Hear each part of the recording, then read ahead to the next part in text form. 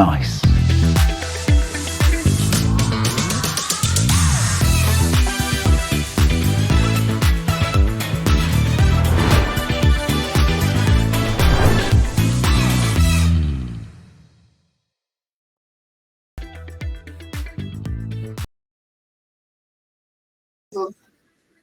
Hello.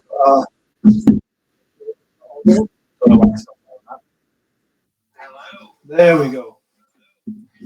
Nice to see you all. Welcome to this evening's workshop for wedding professionals. I'm Adam. I'm Grant. I'm just going to check that. Yeah, that's all good. Oh, do you want me in the microphone over, Adam? Damn it. There we go.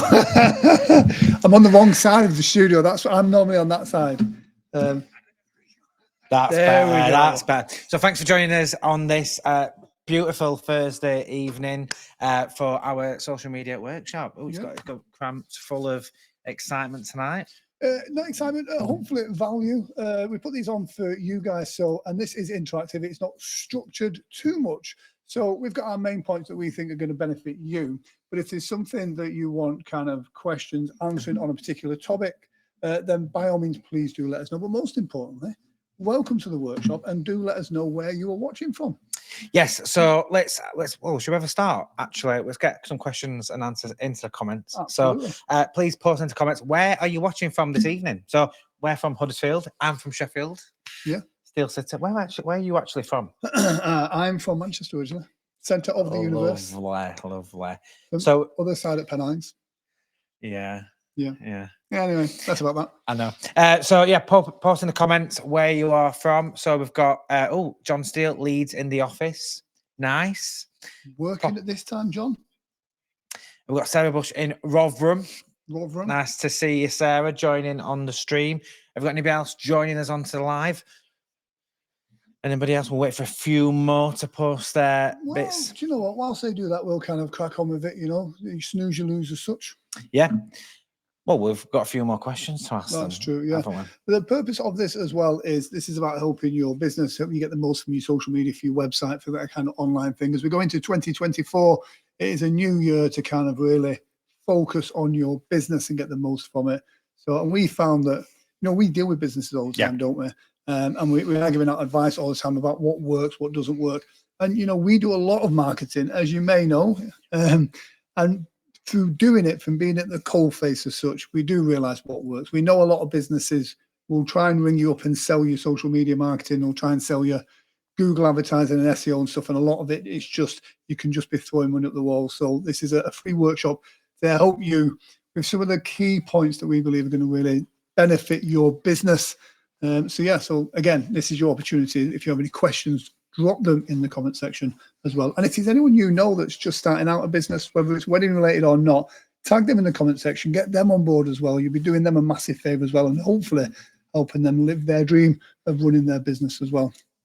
Fantastic. So one of the first questions I want to ask you all before we start onto the main points is, what is your investment with social media? Is it time or is it money? Yeah. So I know obviously people think, you know, the cost of social media, advertising, marketing, etc., it's all money, but actually there's a lot of time in the background. So what's your focus? For me, it's, do you know, when I first started out my first business, I had all the time in the world and I had no money. So I could sit there bashing away at the computer and doing stuff, but I didn't have the money to do it.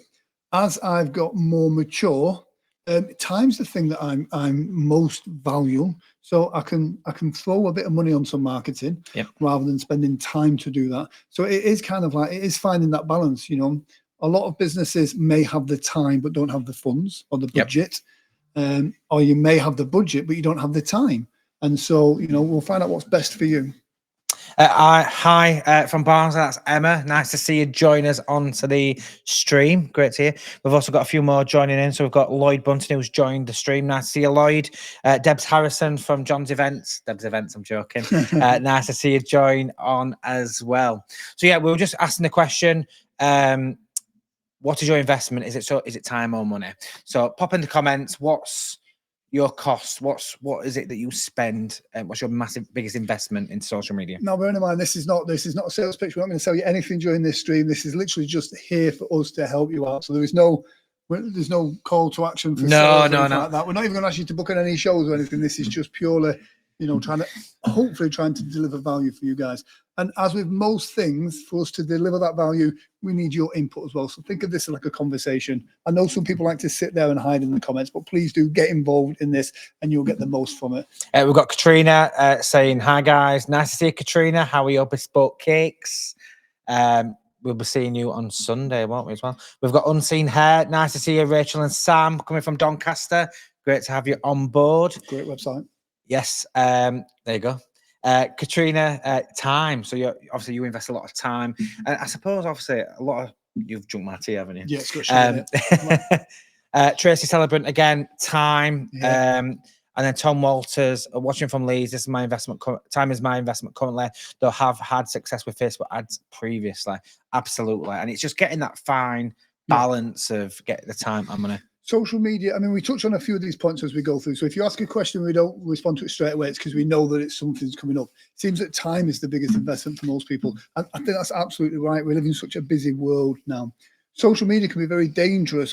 We can be spending time on social media and fooling ourselves into thinking we're working on our business. But I'll let you into a secret, Adam. Cool. Looking at cat videos on Instagram is not finding content or motivation for content. It's just a lot of people get caught up in that doom scrolling or watching other people's stuff. So I love a cat video. You're definitely one of them, aren't you? At 7 o'clock, that's having his half an hour on the loo, having a scroll. We've got a few more comments. So hi from Foster Temptations, Ice Cream Trike. Nice to see you, Jack. We'll be seeing you as well on Sunday. So without further ado, let's start. So one of the first sections we want to talk about is SEO and website optimization. So let's just put these the right way around. So now, before you, because this is your area of expertise. Yes. So for you guys that don't know, Adam is an absolute whiz when it comes to websites, SEO. Work for big, massive corporations, big supermarkets. No, I'm not talking about that. This is one of those things that if you don't know, it can be just a minefield. And if you go online to research it, it can send you dizzy with stuff that you should be doing. So there's some simple things that you can do. I'm going to hand over to Adam, who is literally going to go and talk you through that right now. So first of all, we need to talk about what is SEO and why it matters. Now, SEO is the optimization to make your website more visible to search engines such as Google, Bing, Yahoo, if you're the age of Grant, Ask Jeeves, all of them. What was it? Was it Excite? Excite. Yeah, that went years ago. Yeah, like Ask Jeeves. So I loved Ask Jeeves. When you look at like Ask Jeeves, look where we're at now with Google and everything else. It is that is a generative language model. So I think it was ahead of its time. It's kind of paved the way of asking that question to Google. So how often do you go, how do you say, what was that term we looked at the office in earlier? There's the Welsh term you can ask Google, can't you? There was the sharp knife in Latvian. Yeah. So how often do we search Google? So, but yeah, going back to that. So SEO is making sure that your website is optimized fully for Google, for your searches, for your customers. So there's quite a few bits to look into in regards to SEO. I used to, in the olden days, it used to be you got to the bottom of your page and you just put repetitive keywords, right, and you just filled it with spam. Yes, if you were Wenifairs Yorkshire, you'd be Wenifairs Sheffield, Wenifairs Rotherham, all in text at the bottom. All in, the same colour text as the colour background. Those days are gone, and obviously Google knows what to pick up on. A lot of the stuff around SEO is picked up into the back coding of your website, but there's a lot of tools and facilities that can help you with making sure your website is fully optimized for SEO and the search engines. So we'll start with a few. So advanced website strategy. So examples that we can use to make sure your website's fully optimized. So compressed imagery. Now, obviously we all want a nice website with fantastic, beautiful images, nice pictures of our services, nice pictures of couples getting married. They're all great and fantastic, but they need to be absolutely optimized in terms of quality and speed of loading on your browser. So don't get me wrong, a lot of us nowadays have got, fiber broadband. I mean, the broadband in this office is fantastic, but you've got to be conscious that some people are on the phones. Some people have got, believe it or not, dial-up. Yes, wow. I know, yeah. Grant in Manchester. So you need to make sure that your images are compressed enough that they look good quality enough And when you do blow them up at the right size, they look great, but they do need to be compressed into WebP format or JPEG format. If you Google some of them, how to optimize, there's a lot of tools available online. If you use Photoshop or Canva, or even some of the functions such as on Windows Photo Viewer or Mac OS, you can compress images to upload onto your website. Is it like the optimization? Is that just the image itself, or what about like the file names and stuff? Does all that make a difference? Kind of, yeah. So first of all, it's the image size. That's brutally important. There's a lot of facilities online. So if you search on Google and search for image website speed tester or website optimizer, see how your website ranks in terms of speed and efficiency. Secondly, like Grant mentions, there's something there's the meta words in the images. So say for example, an image does not load correctly on your website because someone's internet is slow. There will be like a keyword that's attached to that image.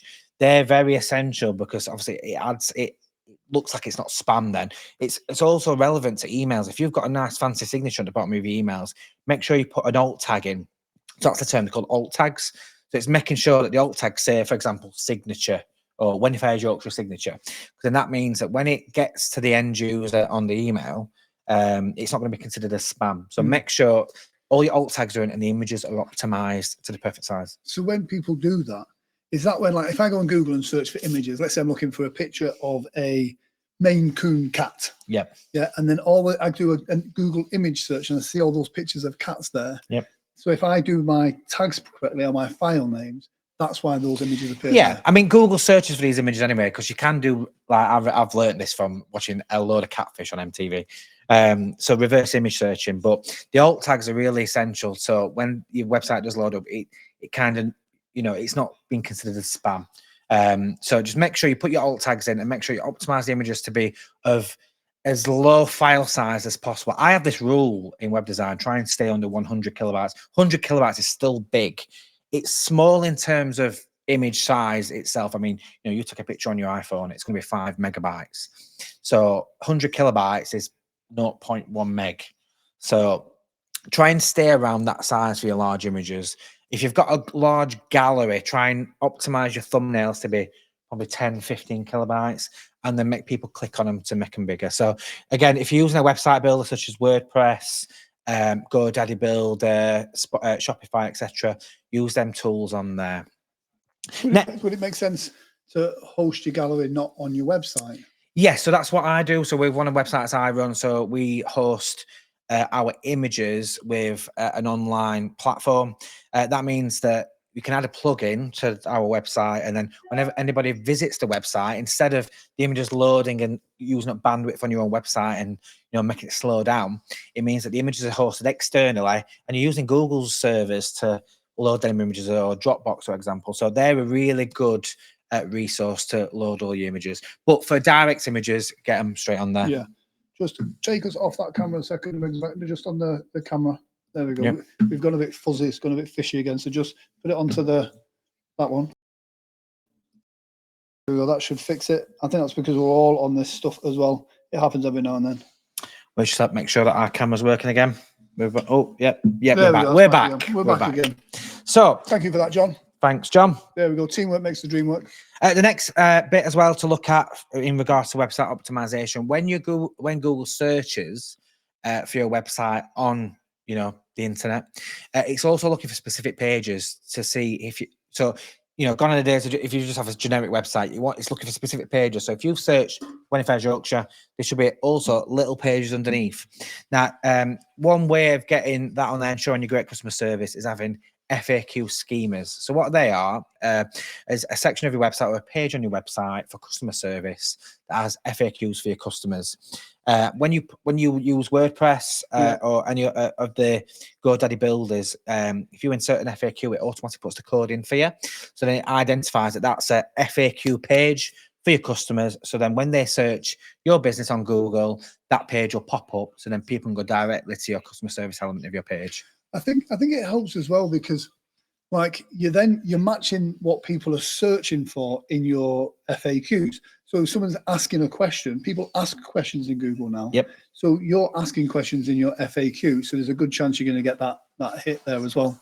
Absolutely. And you know, you want to make the journey for your customer as simple as possible on the internet. So, you know, having all them questions to hand directly on the page is absolutely beneficial, and it saves you time. So you've already put up there that time is your biggest investment. So save time on them questions, have all the information available to you. The amount of times I see businesses hiding information off their websites. Be open. Do you think Tesco hides the prices of their baked beans on the shelves? Or we'll have a guess what they are at the till? No, everything's all on the shelf. And again, with your website, have it all to hand, have all the questions. Yeah. Sarah Bush says that I'm so close to nearly finishing my website. It only took me a year. That's one of the things, Diego, if you just swap that over again. Yeah, we've gone fuzzy again. That's the good thing about having this here as well. So one of the good things about that is, you know, it can take a long time to build your website, but I don't think your website's ever really finished. It's always going to be a work in progress. So let's have a look. Are we still fuzzy there? Yeah, we're fine. Yeah, we're fine there again. So the next section, and people don't really look at this as an optimization, but it's very important. Again, that structure when Google searches your website, it's looking for a menu that's on your website. So if you're, instead of just putting links in a bar, or if you're doing the old-fashioned way of building a menu, build it as a menu that's coded on the website builders. It's really helpful. So then Google can see where the links are. Structuring their menus perfectly as well. So what I find is having all your important information under an about drop down, for example, Yeah. all your services under a services drop down. So really going back to basics and making it really simple, and you know, everything where it needs to be. Don't put as much as you can on the menu. Keep it simple, but keep it structured. So Yeah. people really underestimate menus. Yeah. Jane's got a great question there. She just pops it on there. And that's, yeah, it's, you know, it's one of those websites now, especially with the likes of WordPress, they can be set up by a professional and then giving you like a little bit of training so you can tweak it. We can help with that, but this is not a sales pitch. So yeah. No, absolutely. And this is what we're here for. I mean, there's nothing stopping you going away, getting on YouTube and searching some of the bits we're talking about. And these are really important, that they really underpin the structure of your website and really support you with getting out there onto Google, onto Facebook, and getting them all important customers. A quick question. This is for me as well. I'll ask questions as well. Like, is there a balance between a nice looking website and a good website for SEO? Like, should it have loads of text for keywords or loads of images to look nice? I see somewhere you look at it and it's like, oh, that looks like reading a novel. I mean, you know, text is great. I mean, you know, that's ultimately, you know, it's text works on bytes. So, you know, it's a small list of, you know, assets on a website for Google to search. However, a lot of the best content is in certain elements of the code on the back end. So in the header of your, not the physical header of your website, but in the code called the head of the website, you can really put your metadata in. So we'll touch on some of the SEO tools that you can use that really work for that for you. But that's where a lot of the features come in. And then just concentrate on making the website look professional, pretty, you know. Don't go for all these silly animations. It slows down your website. Build it really just look, number one, it looks cheesy. Yeah. I mean, how often do you go onto Currys and there's like an awful like whoosh, I used to go through a phase of like having an intro video on my website back in the day. Yeah. And I realized that it's like when someone's searching for my services, they want their question, their pain point answered as quickly as possible. Yep. They don't want to search for the answer. They want to click on it, see it, and then it's done. So I kind of got rid of that. Still add a little bit of video now, but done in a different way. Yeah, no, absolutely. And that's what I mean. You want it as much information at the forefront for the customer. Yeah. Next section, so pages for individual services. So really break down. Now, I had this conversation with somebody I've been working with. It's probably still in the chat, so do comment if you agree with me here. But having all your services as individual pages. So if you put all your services on one page, like, you know, 1, 2, 3, 4, 5, it's not going to pick up as individual services. It's just a page. Yeah. Whereas if you've got individual services, or if you've got a shop element of your website, or if you've got a system on there like Shopify, etc., or WooCommerce, individual items for your services are great because it shows that you've got multiple services that people can search for.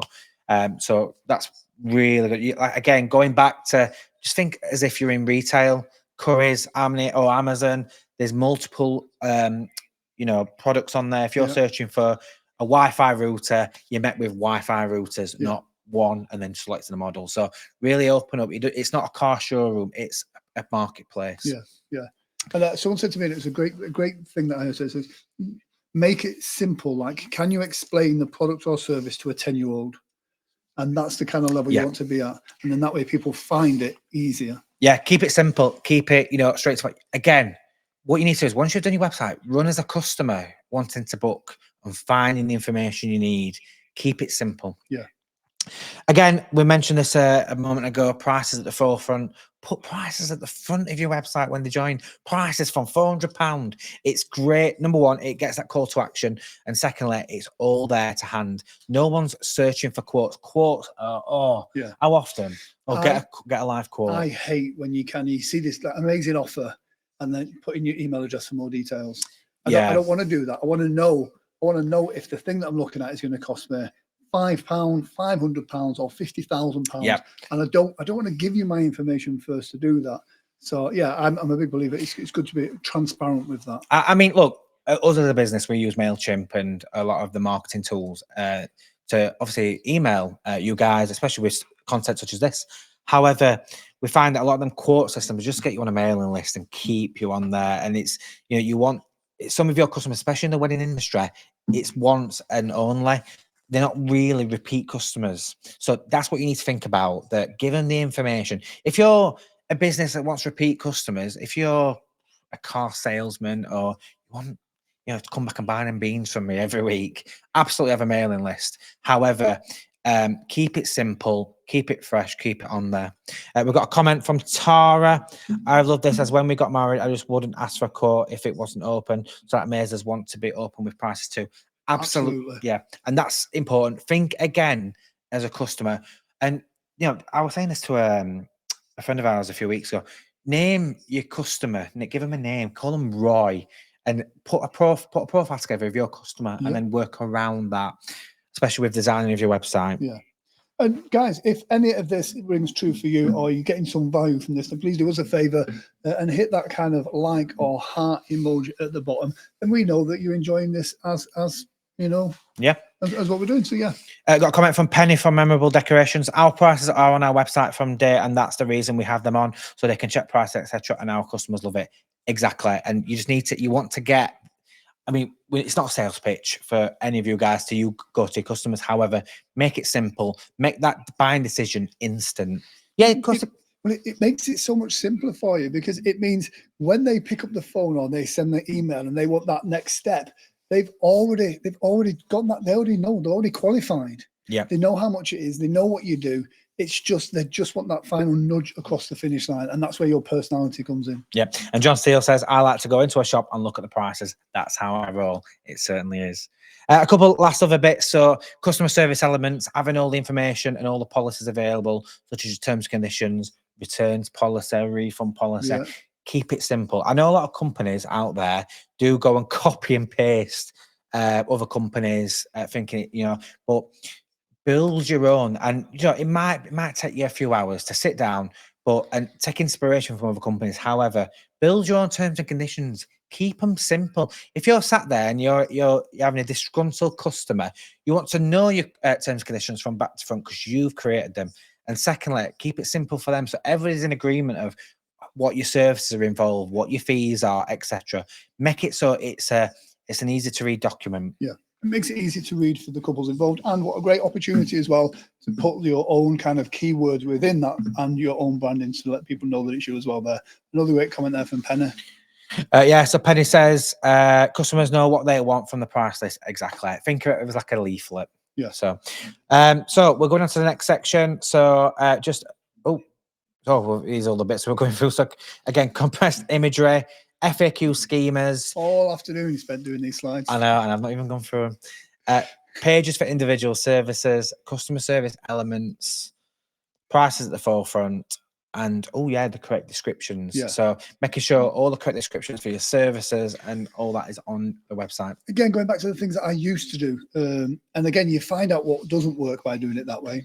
Is I used to, like, for my images, they used to be pretty much the same. My main keyword, I renamed every image that main keyword. Now, Google demonizes that type of content. They want the correct descriptions. If you've got a picture of two men talking on a live stream, they want that description of that image to be two men talking on a live stream, not a sales pitch. So again, like most of the platforms now are rewarding authentic, readable, Yep. Genuine content. Yeah, absolutely. I mean, although I don't want to really research my history into two men on a live stream talking.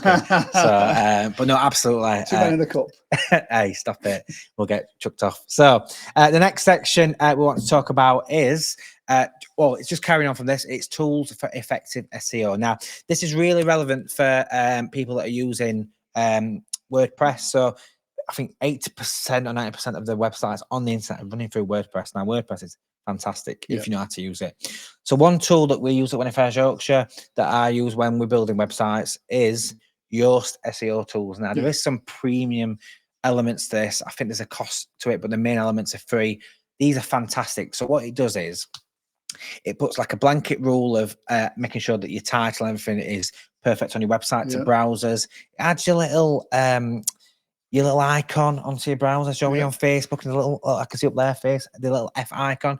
So it adds that, but it also adds descriptions and text, like what do you call the little description from a blog post? But I think it helps you. It helps you just make sure stuff's right. So it gives you little prompts to make sure that your description should be 300 words. Your title should be this, and it helps keep everything where it should be. So it gives you the parameters of what you should be doing.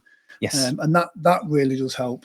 Yeah, so like when we're producing a blog post for When Affairs Yorkshire, it'll look at the title, it'll be red, amber, green, and then what it'll do is it'll go, right, this isn't great for Google content, add some more to your title, add some more engaging text, etc. So this is absolutely fantastic. If you are running WordPress, get yourself onto the plugin section and add on Yoast SEO tools. It is absolutely free to use. But if you're out there for using the premium content, it is great. But it's a great start to make sure that your website is optimized. And it helps train you, get into those good habits of doing it. Loads of times I first started using that, and it would be like, oh, your keyword score, your keyword only appears 1.5 times in this whole this whole section. And so you can kind of go, all right, how can I organically put that in there? And then it'll go, your readability scores move down because of that. And so it just helps you a little bit and guide you in the right place. Yeah, Charlotte Elizabeth has just put a post. I love the readability section of the Yoast feedback. Tells me if I've waffled too much. Exactly. I suffer from that massively, especially when doing presentations, unfortunately. Oh, we'd not noticed. No, but absolutely, it's fantastic, and yeah, it'll be. I'm guessing your traffic lights on Yoast will be bright red, Charlotte. So yeah, get it. If you don't use it, get it downloaded. Another feature, if you have got access to what you call the C panel of your website, so this is really the proper back end of the website where it's the server side. Get onto the C panel analytics. These are great because you can see where your traffic is coming from to your website and how many visitors you get in their IP addresses, locations, etc. Some of your web hosts might not give you access to this, but most do. So if you get your hosting directly from your web host, just log into your cPanel. I think it's at the top of the page, and you can see all of that content. If you don't have access to this, there's plenty of plugins available on WordPress that let you see where the traffic is coming from in regards to IP address and their leading URL. So you can see if an advert that you're running on Facebook is doing well, or Google. And I use this prominently when I've got a Google ad and a Facebook ad running at the same time. I can see which is getting my bang for my buck. And then I can then go, do you know what? I'm going to dial down the Google because it's not getting me much links to the website, and dial up on the Facebook. So really great tool, and you can see where most of your customers are coming from. Yeah. And I mean, there's other tools out there as well. Google do some stuff which is a little bit more complicated now, but whatever can be measured can be scaled. And so it's great to kind of go, oh, I've got an advert running, so that's fine. And I've got some orders coming through. I've got some appointments coming through for that. You do want to kind of get a slight understanding of that. You don't need to go into major technical stuff, but you want to be able to see who's linking back to you. Which directories that you're paying good money to be in, how much traffic does your website get from those directories? And when you look at that, it gives you an understanding then, because I know from working with other directories in the past where you pay your money to join up with them and they go, oh yeah, this site gets this amount of traffic and your link will be on there and you'll get this amount of traffic. But then when you look at your Google Analytics, you look and you go, oh, in the last 3 months, that site has sent me 2 people. It's great. Isn't it? Yeah, and you go, oh, right, so I'm spending all of this money to get 2 people. I could have spent a quarter of that money, run an ad on Google myself, and doubled, if not tripled that. We could swap that camera over again. I don't know why that's doing that. Right. Going back to Grant's point, and we'll obviously bring up the slide again. So about best practices. Now, I know a lot of you will get sucked into sign up to these directories. There's quite a few out there. I don't really want to name them because some of them are fantastic. They're great businesses, and we work closely with some of them. However, a lot of them, some of them have got a bad name. Some of them you need to be careful of. However, they do suck some of your SEO. So you've got to think, your stuff will be out of the window because they're stuck in that SEO of, wedding fairs, Yorkshire. If you're at Charlotte Elizabeth Photography, they'll be, if you search onto Google, it's going to come up them directories rather than your website. So please be dubious about signing up to these directories before you do go in there. If you're getting a return from it, fantastic. Then it's great business for you. But do really think about that. Shout out to the Wedding Guide UK as well. Fantastic directory. Yeah, they're not a directory that suck your SEO. That's great. Exactly. But it's the ones that pay for. They really do that. So, but we discovered this as well, and it just kind of jumping on this during the lockdown when we did the virtual wedding shows. Yeah, we put all those into YouTube, and then from the back of that, we were getting traffic to our website for other people's stuff on their keywords because businesses that weren't necessarily doing a lot of work for their SEO. Yep. All of a sudden, our SEO through YouTube was sending them to us. So yeah, that was quite an interesting discovery. Yeah, and it's one of them that you need to try and keep in control of your SEO. And one other way to do that is just making sure that your Google account is up to date as well. So everybody should have a Google business account, regardless of whether you're Android or iPhone. I'm iPhone. You've got that account there so you can manage your opening time, some of the images, links to your website. It's great, and obviously locations, because then you'll pop up in Google Maps and Apple Maps. So also on that, treat that like a little bit like a social media platform. Yes. You can update on there, you can have questions on there, you can put events on there. The more content you give Google, the more traffic Google will give to you. Yep, absolutely. And my final tip for SEO for your website. Now, this is one of them that I find when I've seen businesses, they kind of put something on for a few weeks and then leave it. Yeah. And if you know where I'm coming here, a blog. Now, a blog, people think, oh, is it a bit cheesy? Oh, do I really want to be typing stuff about my business? Now, there is a few tools that we'll touch on a bit later that'll help you with your blog content. However, setting up a blog and having that running on your website is number one, updating content. So when Google's prowling through your website, it's seeing it's an up-to-date website. It's not a website that's been stood there for 2 years with the same photo of Grant with his leg stuck out. If you've ever gone to Grant's website for his hypnosis, is there with his leg. With my leg. And it's been there for years. However, if you've got a blog on there and you've got the post on your homepage, these are fantastic because, Google's prowling through your website and you can see there's active content in there. It's also great that your customers can view and see all of that new and fresh content. Keep up to date with your news, see what you're up to, your new products, some customer feedback, your testimonials. Use blogs. I aim to blog at least once a week. If you're looking for someone for any type of service and you've got 2 people, one goes, buy my stuff, buy my stuff, buy my stuff. And the other one goes, let me give you some information whether you need to buy my stuff or not. And they give you value. There's a blog post there that is answering your questions for you, that's giving you stuff and not asking for anything in return. Which one are you going to go for? I'm going to go with the expert. You're going to go with the expert, the one that is giving value, because when someone's desperate for your business, it makes you unconscious to kind of go, oh, I don't know about that. But when someone is very giving with their time and kind of going, let's say you have someone, you get a very common question, I'm tired of people asking me about photo albums. Write a blog post about it. Answer all those questions in a blog post. And then when someone messages you and goes, oh, why are your photo albums this much and other people's only this much? You can go, great question. I get asked that a lot. Here's a link to a blog post that should answer all your questions. If at the end of that you've got any more questions, then get back in touch. You're delivering value, and at the same time, you're signposting everyone to your website. Absolutely. And WordPress, if you, I mean, like I say, if you're one of the millions and millions of people using WordPress is built for that purpose. And WordPress will automatically put your excerpts in, which are little snippets of your blog at the beginning of your post for when you're on your pages.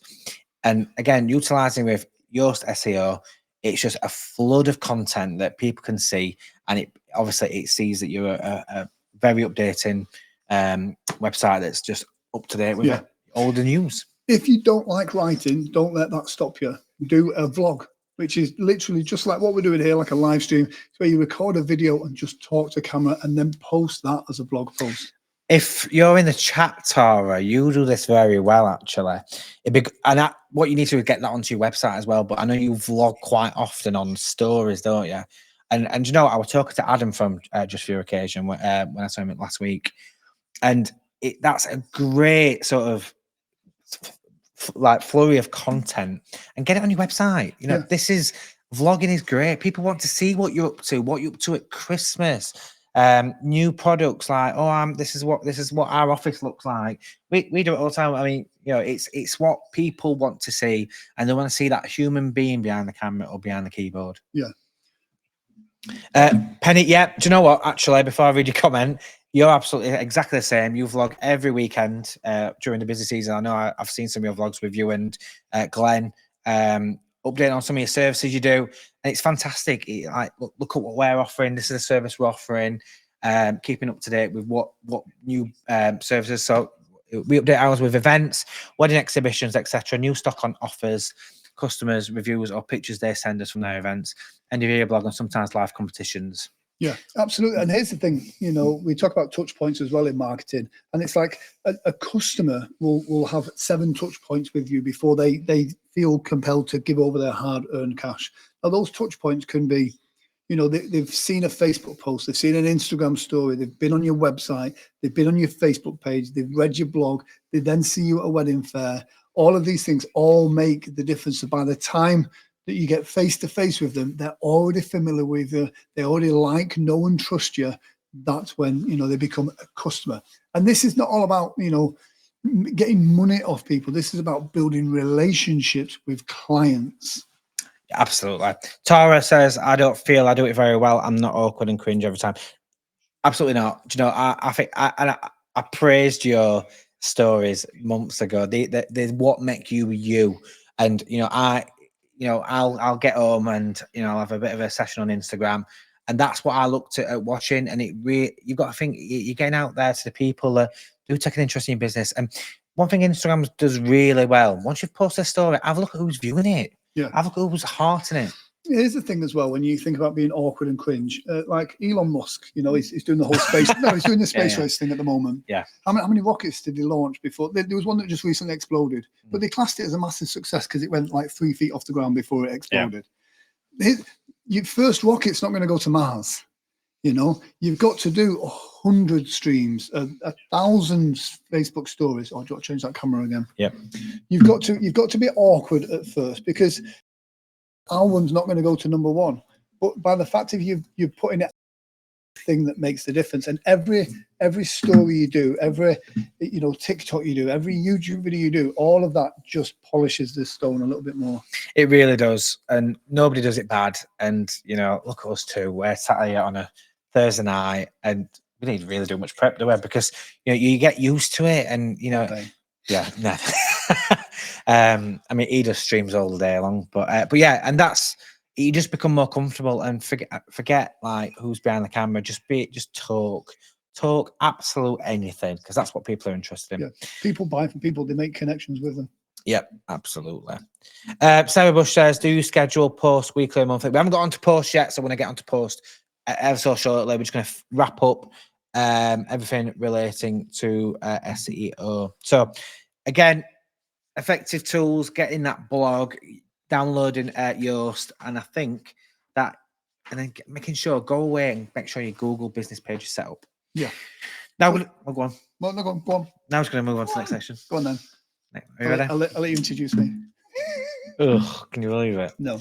So I'm going to introduce Grant to talk everything about the different social media platforms and their advantages.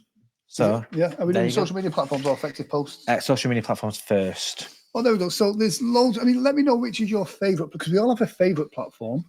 For John Steele, it was MySpace. It was. I loved MySpace. For when it first Grant, came it's out. Grinder. Never heard of it. That is the most social platform, I suppose. But we all have these in our pockets now. We've got one of the most powerful tools around, and on them there is different platforms. There is Facebook, there's LinkedIn, there's Instagram, Twitter, or X as it's now called, Pinterest, TikTok, YouTube, and as we mentioned earlier, Google is also now kind of a social platform. Let's say Bush says TikTok. All of the different platforms have different advantages and disadvantages. Let me know, like Facebook. We'll have to start with that one. It is the biggest one. What do you think the advantages of Facebook are over the other platforms? Simple. It's where, there we go. I use Facebook, TikTok, Bridebook, and Hit. Facebook is great too. Absolutely. I don't like any of them. Well, it's a love-hate thing. The main advantage with Facebook is everybody is on Facebook pretty much. Some people have their feeds disabled, John. I know that you don't have your feed active, but everybody's there. So because of that, if there's one platform you want to at least have a foundation, Facebook is the one. And they do change stuff all the time, and it does get awkward with people with that. But that's your base. That's where you've got to start from. People will always come along with the next big trend. You've got to jump on this platform. You've got to jump on that. Start where you are. Start with that foundation on Facebook and then build up from there. So people talk about, if you want to do corporate, you need to be on LinkedIn. LinkedIn's very corporate. But I guarantee all of those people on LinkedIn are on Facebook. Yeah. So that's where it is. It's great for groups. So if you've got various customers, you can get them in their own groups, and you've kind of got your own little community that you're building on there. It's great for that type of stuff. Let's read some of the comments. So John Steele says, I don't like any of them. Sarah Bush says, Facebook is great. Penny says, Facebook, TikTok, Bridebook, and Hitched. The last two are the Bridebook's good, to be fair. But yeah, they sometimes do suck a bit of SEO, so just be careful. But no, again, it's great for social media. You can share all of your news on there. And up to date. We've got Tara that says, we've got Facebook to be the easiest to get clients. I find Instagram the hardest. Yeah. Instagram's really become easier, and if you link your accounts on Meta Business, really good. I mean, I have linked accounts, but I also make sure your content is different for each, because they're different people. Yeah. You know, and if you have got people that are on your Facebook and on your Instagram, you don't want to just see the same post repeated. They'll become blind to it then. Sarah Bush, is Bridebook and Hitch free? Yes, they are for the basic tools. You can pay for certain features. So yeah, go and search them.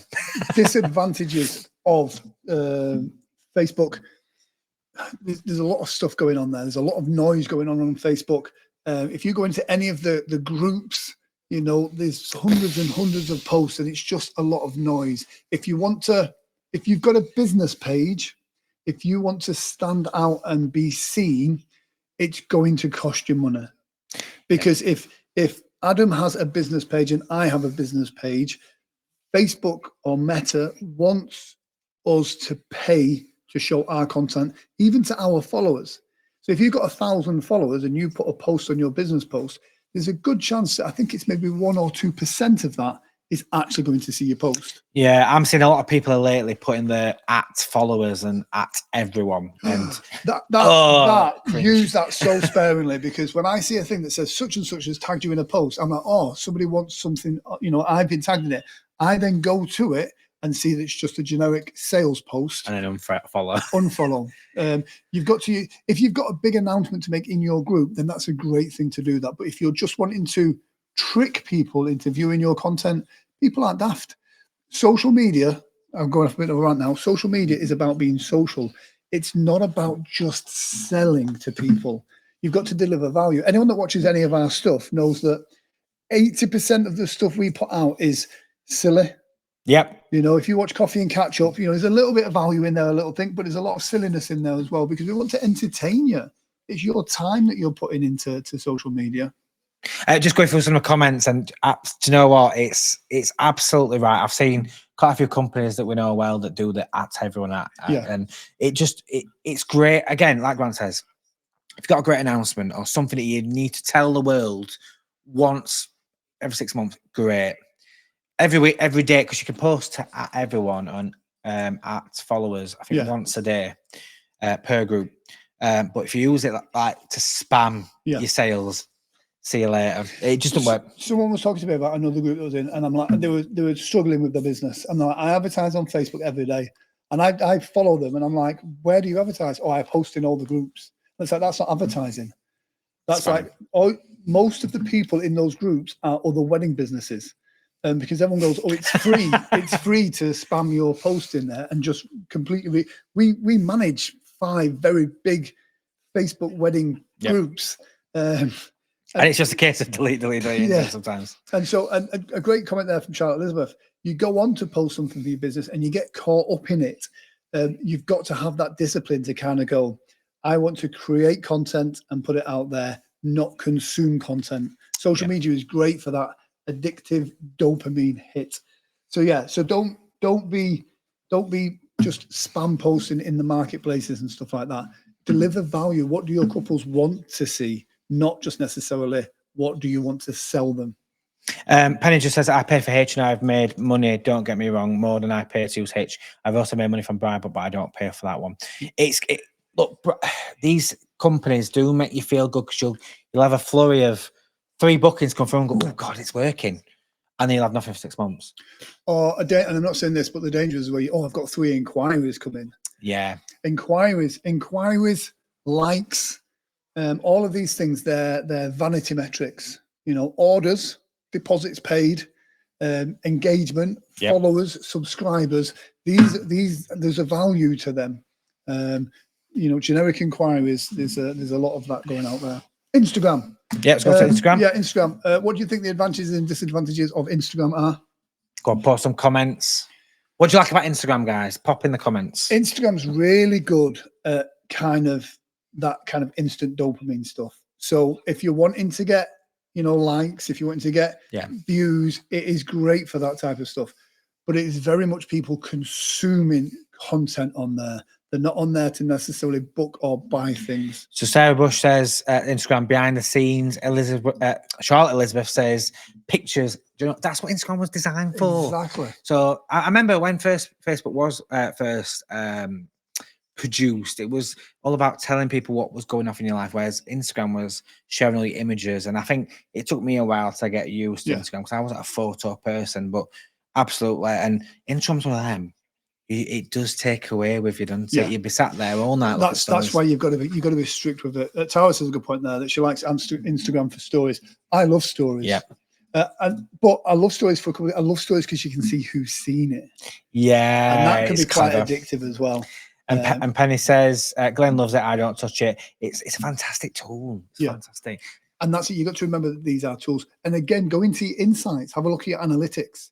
If the people that are looking at your content are your same people, you're not seeing a new audience or new followers, then you need to change that up a little bit as well. Yeah. Make sure your images, we spoke about optimizing images earlier. Make sure your images are optimized for stories. Make sure they're optimized for Instagram. Make sure they're optimized for Facebook, because those images are different across all of those platforms. This is going to be a bit controversial because I'm not going down the line of, comparing Android, Google, Apple, iPhone, whatever.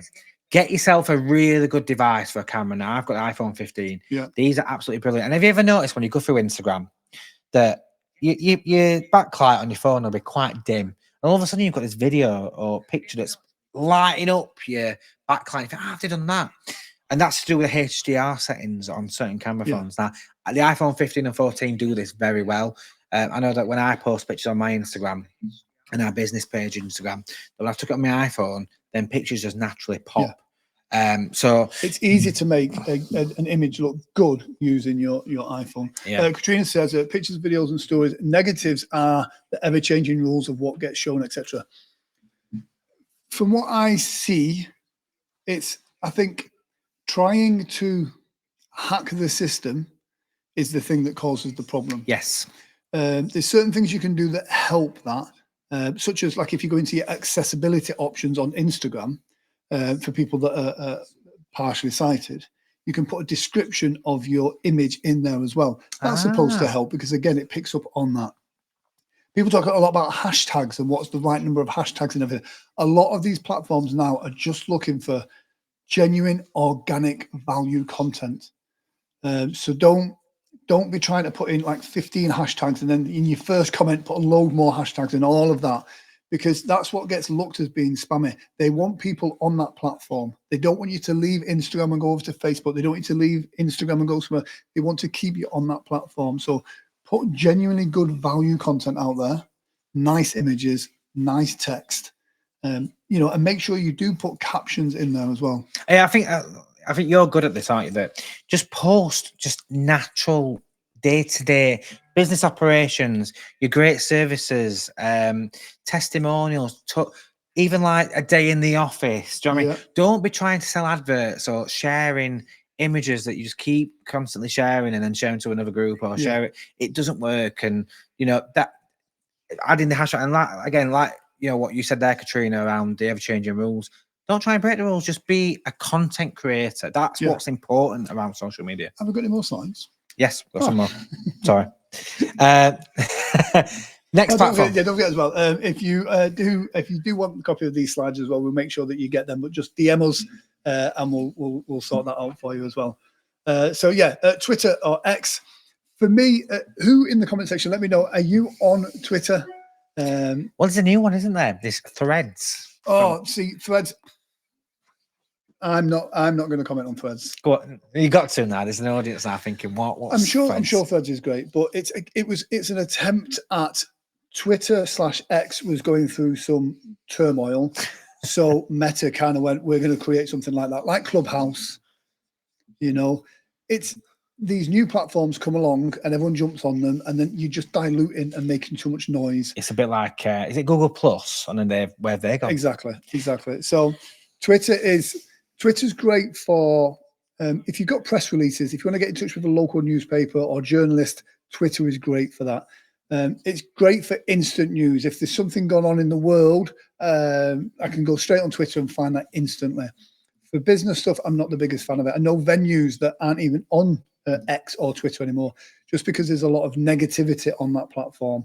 And so for me, it's not where I'm going to focus a lot of my time. Penny says Google Plus, never heard of it. I haven't. Exactly. I'm too young. Grant will know what it is. Yeah. It's like Facebook, but on Google that was live for about a year and it just died. Yeah. Charlotte Elizabeth says, I used Twitter a lot before it became X, but it feels like it's gotten really messy recently. Absolutely. For me, it doesn't work well for the business that I'm trying to create. So yeah. And Sarah Bush says Twitter good for tuition, not really for wedding sales. Wedding side, I think she's got a good point there. It's great to if you want. Do you remember the old day of RSS feeds on your website? Yes. So it's like the RSS feed day. Now, if you don't know what an RSS feed, it's like a blog but basic. Yeah. So back when you had dial-up, if you wanted new BBC News RSS feed, you'd have like a bit of a mini Twitter feed on your browser. It was like a little ticker we got at the bottom of the feed. You would have the most up-to-date information. That's it. Finger on the pulse there. It's a bit like when you watch Sky Sports News, you got like a bit at the end of what scores are. And that's what an RSS feed, and that's, to be fair, like what Twitter is. Yeah. It's great for getting news instantly out there to people that want news. Bite-sized news. You don't sit and have a binge on Twitter, do you? Although Twitter was one of the first to do the kind of the first lives. What was it called? Oh, no, it wasn't. You need to comment this. What was the name of What was the name of the Twitter's live stream thing? No, it wasn't live stream. It was like TikTok. Oh, you tested it, guys. You need to get this out. John Steele will know. John Steele will know. It's the name of the platform, and it got took over. Yeah. Anyway, moving on. So next one is YouTube. Now you're an expert on YouTube, right? So YouTube is a lot of people don't play around with YouTube because they think, I've got to put out a video. It's got to be perfect. It's got to be this. YouTube is the second biggest search engine in the world after Google. YouTube is owned by Google. If you're wanting to get any kind of ranked anywhere, you need to be putting stuff on YouTube. For those of you that are doing stories, there is no reason, if you're doing a story, there's no reason why you can't be putting out a YouTube short. The difference being is that's going to be sending you organic traffic and it's evergreen content. Yep. Whereas when you're putting stuff on most of the social media platforms, You can put something on Instagram and then a week later, that content is gone. It's disappeared. It doesn't exist anymore. It might still be on there, but YouTube is so powerful. I had a video that had been on YouTube for, let's say, 6 years, and it was getting very little traffic. But then it just, something clicked in the algorithm, and that now sends me really good traffic, you know. And that's the thing. You're creating content and putting it out there, and that's going to send you traffic. If you're in a certain niche that, you know, isn't getting a lot of kind of traffic on Google, or doesn't have a lot of videos, you put yours on there, you're going to appear so much higher in Google. Google will put YouTube videos right at the top because, again, it's value content. So yeah, absolutely. Yeah, but sometimes, John, when you talk about the editing that puts you off YouTube, sometimes keeping that raw video. I mean, look at us, right? Don't get me wrong, there's been a bit of prep into the slides, etc. But this obviously will be downloaded and put onto our website. And when you do the coffee catch up, that's instantly put on there. Make it work for you. And we talked about this earlier, didn't we? That around YouTube's great for brand awareness and making you the authority. Yeah. So if you go on YouTube, I mean, for example, you've got a video, haven't you? Or Alan's got a video on YouTube about how to square up a table. How to box a table. How to box a table. If you've ever done that, I cannot do it. And I still follow to this day. Alan, if you're watching the stream, I watch it all the time. It's great. But it adds that authority. You're the expert. Even some how-to videos around, it just adds that element. If you're wanting to, most people now, when they want to know how to do something, one of the first places they go to is YouTube. Now, you imagine someone that's in the throes of planning their wedding. They need to know how to do this. YouTube's the place that they go to. It's the place where you can answer those questions, and it will send you new people. Yep. There's a video we put on there years ago, on how to accept a co-host request. This was born out of exactly what we said earlier about, you know, if you get asked a question constantly, that's a question that needs answering. A lot of our exhibitors and venues, when we set up events on Facebook, they wanted to know how they could accept the co-host request. We created a video, 30 seconds, a minute, maybe a minute and a half long. I can't remember. It's not long at all. That probably sends us traffic to us, to the website, it's somewhere in the region of about maybe 150 link clicks a week just on that video.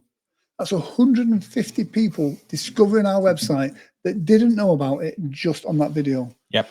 And some of them, if you put a short up, the traffic on shorts is unbelievable. Let me just, you know what? I'll show a quick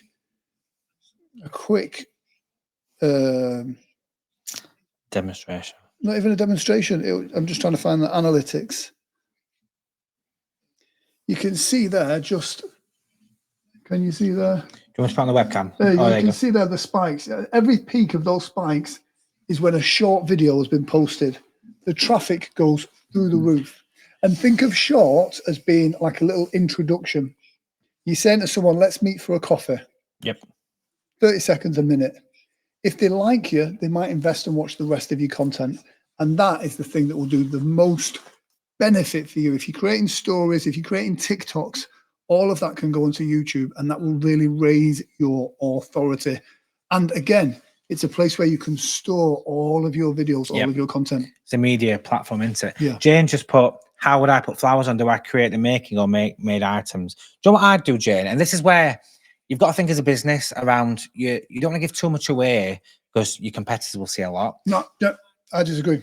No. Give it all away. Because do you know what? Your competitors are in your local area. Yeah. Your competitors are where? Sheffield. YouTube is global. Yeah. There's more people out there than what I was getting onto though is prioritizing your knowledge. So, for example, knowledge that is known if you can Google it and YouTube it. So it's stuff that you're going to YouTube. So, say for example, you're a person looking for some flowers for your wedding, which is what you do, isn't it, Jim? So I want to know what lilies look like in a bouquet, or what the Carlia lilies look like.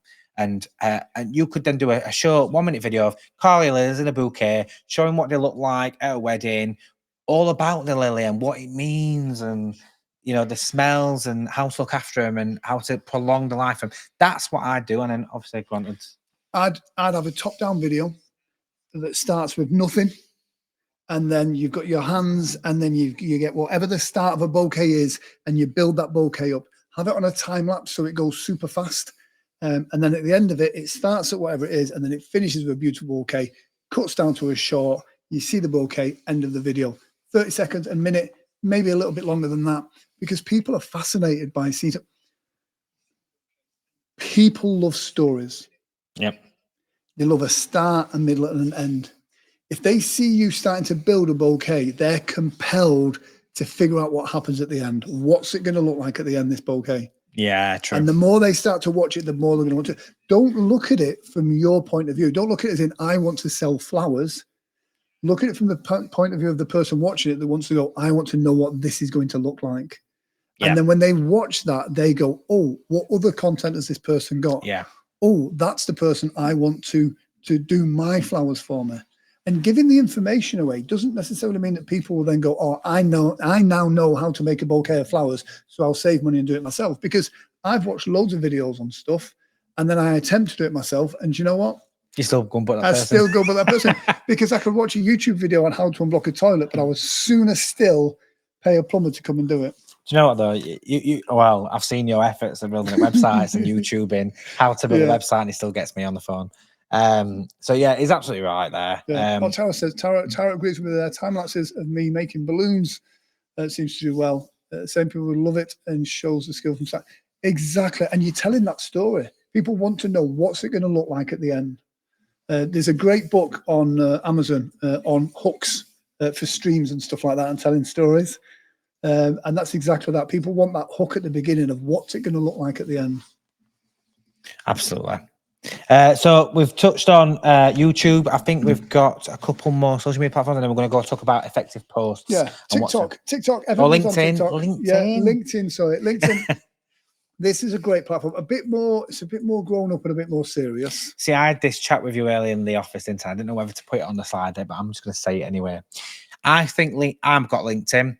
LinkedIn's great if you want to kind of, no, I don't want to say brown nose, but you want to brown nose somebody in a venue. You want to find out what they're doing. Contacts that are in businesses and corporate, LinkedIn's great for that. It's great for building a professional network for collaborations and stuff. It's great for that. I wouldn't be doing TikTok videos and dances and stuff like or time-lapse bouquets on LinkedIn. But on LinkedIn, I'd be talking about the importance of fresh flowers in the workplace and how it can relieve stress. Yeah, or even, you know, like some of the accolades and the, you know, some of the, as in personal accomplishments as well. So you can have, we've got our business and our personal accounts on LinkedIn. So it's great that if you want to meet like-minded professionals like yourself, so looking for collaboration with businesses and obviously, you know, venues, suppliers, that I find is a great place. Yeah. And like you said at the beginning of this video, everybody probably on LinkedIn is on Facebook. Yeah. So the disadvantages to LinkedIn for me is it seems to be very acceptable for people to add you as a contact and then immediately send you a message to try and sell you something. That turns me off straight away.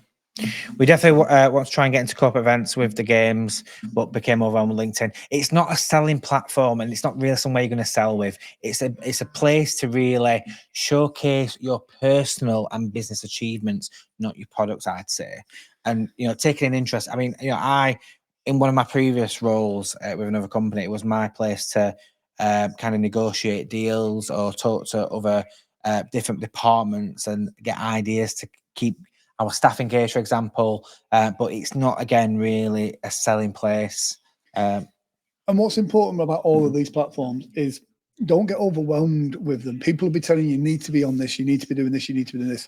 Do one really well, build your foundation, then kind of go into a different area and then build that up, build your skill set there, and then you're confident there. Then look at doing other things as well. If you try and do it all at once, you'll just fail. Yeah. Start where you're comfortable with and then start building up on that.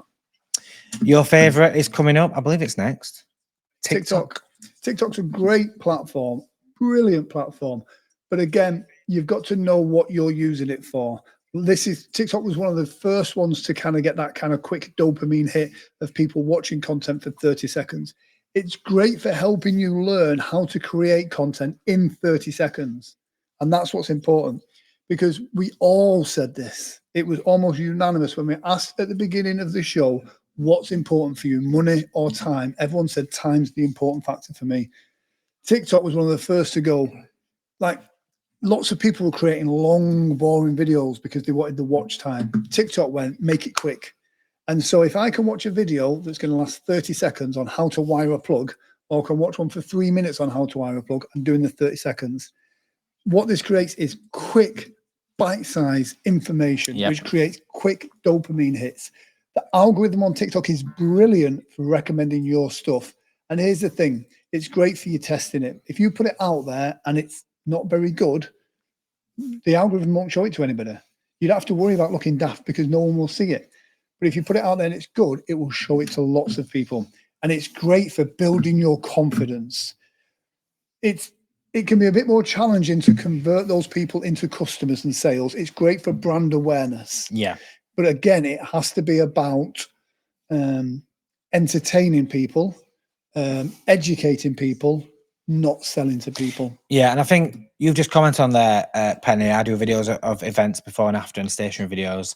So you've got to think as the customer that, I mean, that's great for content and getting it on there. Yeah. But you've got to see from a customer, they want TikTok's an area for entertainment and binge of entertainment, like seeing the cat videos. They want to see you having fun at an event or have fun creating an event, not of necessarily your product. So, you know, YouTube, Facebook, and Instagram is probably the main focus for content of your services and what you're offering. TikTok needs to be, you know, having fun at work or trying to get something go viral. We did the rap challenge a couple of years ago on there. That, yes, he did. I would find a video, but it's not there anymore. Someone deleted it. And that's what it's good for. It's good to see, you know, people having fun. I see a lot on TikTok. The dash cam videos, I'm obsessed with them. And that's what it's for. This is the thing. It is about people doom scrolling. They're on there. They're doing this stuff. They're not necessarily looking for your services. So do something that's high impact. That's going to capture their attention.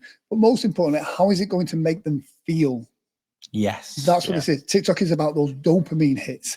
How is it going to make them feel? If it's going to make them feel good, they're going to look for more of your stuff, and then they're going to go find you on other platforms, and then that's when they can come in your kind of into your community or your sales funnel. So yeah, I would definitely do that, but don't get into the danger of going on and kind of what's trending at the moment, and then you get caught up in that loop, because it's so easy for you to get caught up in consuming the content rather than creating it. Absolutely. Right, so the next section is creating, and I don't know why it's not loading, but it's gone a bit funny, my little screen. So it's creating effective social posts. So this is a really good section, and obviously we'll look at some of the tools available, what to do, what not to do, what good looks like, and we're going to show you some imagery as well. So just before we go into that, Jane's got a great point there. What do you think to TikTok ads? Here's what I've heard. How true this is or not, I don't know. But I do get it, especially with TikTok. Once you get into the algorithm, imagine this. Imagine there's a spreadsheet at TikTok HQ, just like there was at Facebook HQ. There is people that put stuff out there and then people that pay to put stuff out there. On Facebook now, as a business, for you to get your stuff shown, you've kind of got to pay. TikTok's very much the same. Once you cross that threshold into TikTok adverts, then your content is going to get shown to fewer people because they want you to then spend more money in order to put your stuff out there. I would say master adverts on other platforms first and then pay for TikTok ads. Absolutely. Like I said, I don't believe there's great money made on TikTok, but I think it's a better platform in the wedding industry to use to get people into your community and raise your brand. Absolutely. Yeah. So creating effective social posts. Now, what makes a post effective? Now, first of all, we follow this rule at Wedding Fair Church quite heavily, and it's making a value post. So a bit like tonight, me and Grant have been here all day. I don't know about you, you nipped off for coffee, but it's about giving back value in that post. So, you know, don't be spamming, don't be, you know, trying to get the sell. Have a conversation with people. Make people build a conversation on social media. How many times have you been let's say you go to your local town centre, there's someone that's either trying to sell you a credit card or insurance or adopt a dog or any of those things, and they feel desperate in order to get, excuse me, can I just take a minute of your time? Excuse me, can I just get a minute of your time? No matter what they're offering to sell me, I kind of go no and keep it. They could go, excuse me, can I give you a Lamborghini? And I would go no and keep walking. I don't want to be sold to. When you're in the groups doing that type of thing, it can come across. Are you delivering value, or are you just asking people to buy your stuff? Yeah. If you're just asking people to buy your stuff, how would that make you feel? Would that instill confidence in you as a potential customer, or would you think this person needs that? Yeah. And so it's finding that balance, deliver value. Absolutely. ROI, so return on investment. Now, again, going back to the beginning of the show, we talked about what's the biggest investment, and that's time. Yeah. So, you know, that effort you want to put in, you want to get the greatest output. Now, if you're spending a couple of minutes on spamming a post, it's not going to get the greatest return on investment. You know, again, build that conversation. You want to really invest in something. Share a nice blog post or a story of a video of you building a bouquet, Jane, and that's what you want to be doing. You want to get that return on investment. And again, when you're producing your adverts, it's making sure that they are in there, that the information is directly there, and it's not full of text you've got to spend an hour for. Whenever you see an advert for Currys or Argos on Facebook, this is for sale, on sale, Xbox One, done. And that's what you need to be thinking about. When you're creating your content, especially if you're looking at spending money on adverts, if you can get into the habit of creating good content first, then creating adverts, you'll get a better understanding of what's going to make your advert cost you less money. Yeah, absolutely. Sorry, going back to the time that you spend on this, when you're copy and pasting stuff and just posting it in loads of different groups, effort is the thing that people invest in. So if you respond to somebody with a genuine, heartfelt comment, either offering advice or giving a compliment, that means so much more than something that's been copied and pasted. Yes. And that's the same when it comes to, you know, your post that you put out there. If you just copy and paste the same post and post it in 15 groups, that has less impact than kind of going into that group that is, let's say they specialize in wedding floristry. So you make your post about wedding floristry, not just about weddings. The amount of times we see stuff in our groups advertising stuff that's not relevant for the group turns you off straight away. I think I saw something recently this week where a bride-to-be had posted some advice around, I think it was dresses, like what's the best style of dress, or I need support with, would this look right, etc. Now, if you posted a heartfelt comment in there around genuine advice from your business page, this is what my thoughts, this is what I'm seeing, these are the trends. They're going to then create comments underneath and a conversation. Yeah. It's going to be social. What I saw was another company put in, oh, hi there, here's my business. Yeah. That's not what the person was asking for. And that comment's just going to get disregarded, and you've just wasted that time, and you just potentially made yourself look a bit of a... Yeah. So it's about, again, what makes an effective post is making social media social. That's what the word is. Yeah. It's having that conversation, building that conversation with that customer, not just selling. Think of it as, you know, it's not all about business. It's all about, you know, building that rapport. How many times am I sat in that office having a chat on the phone?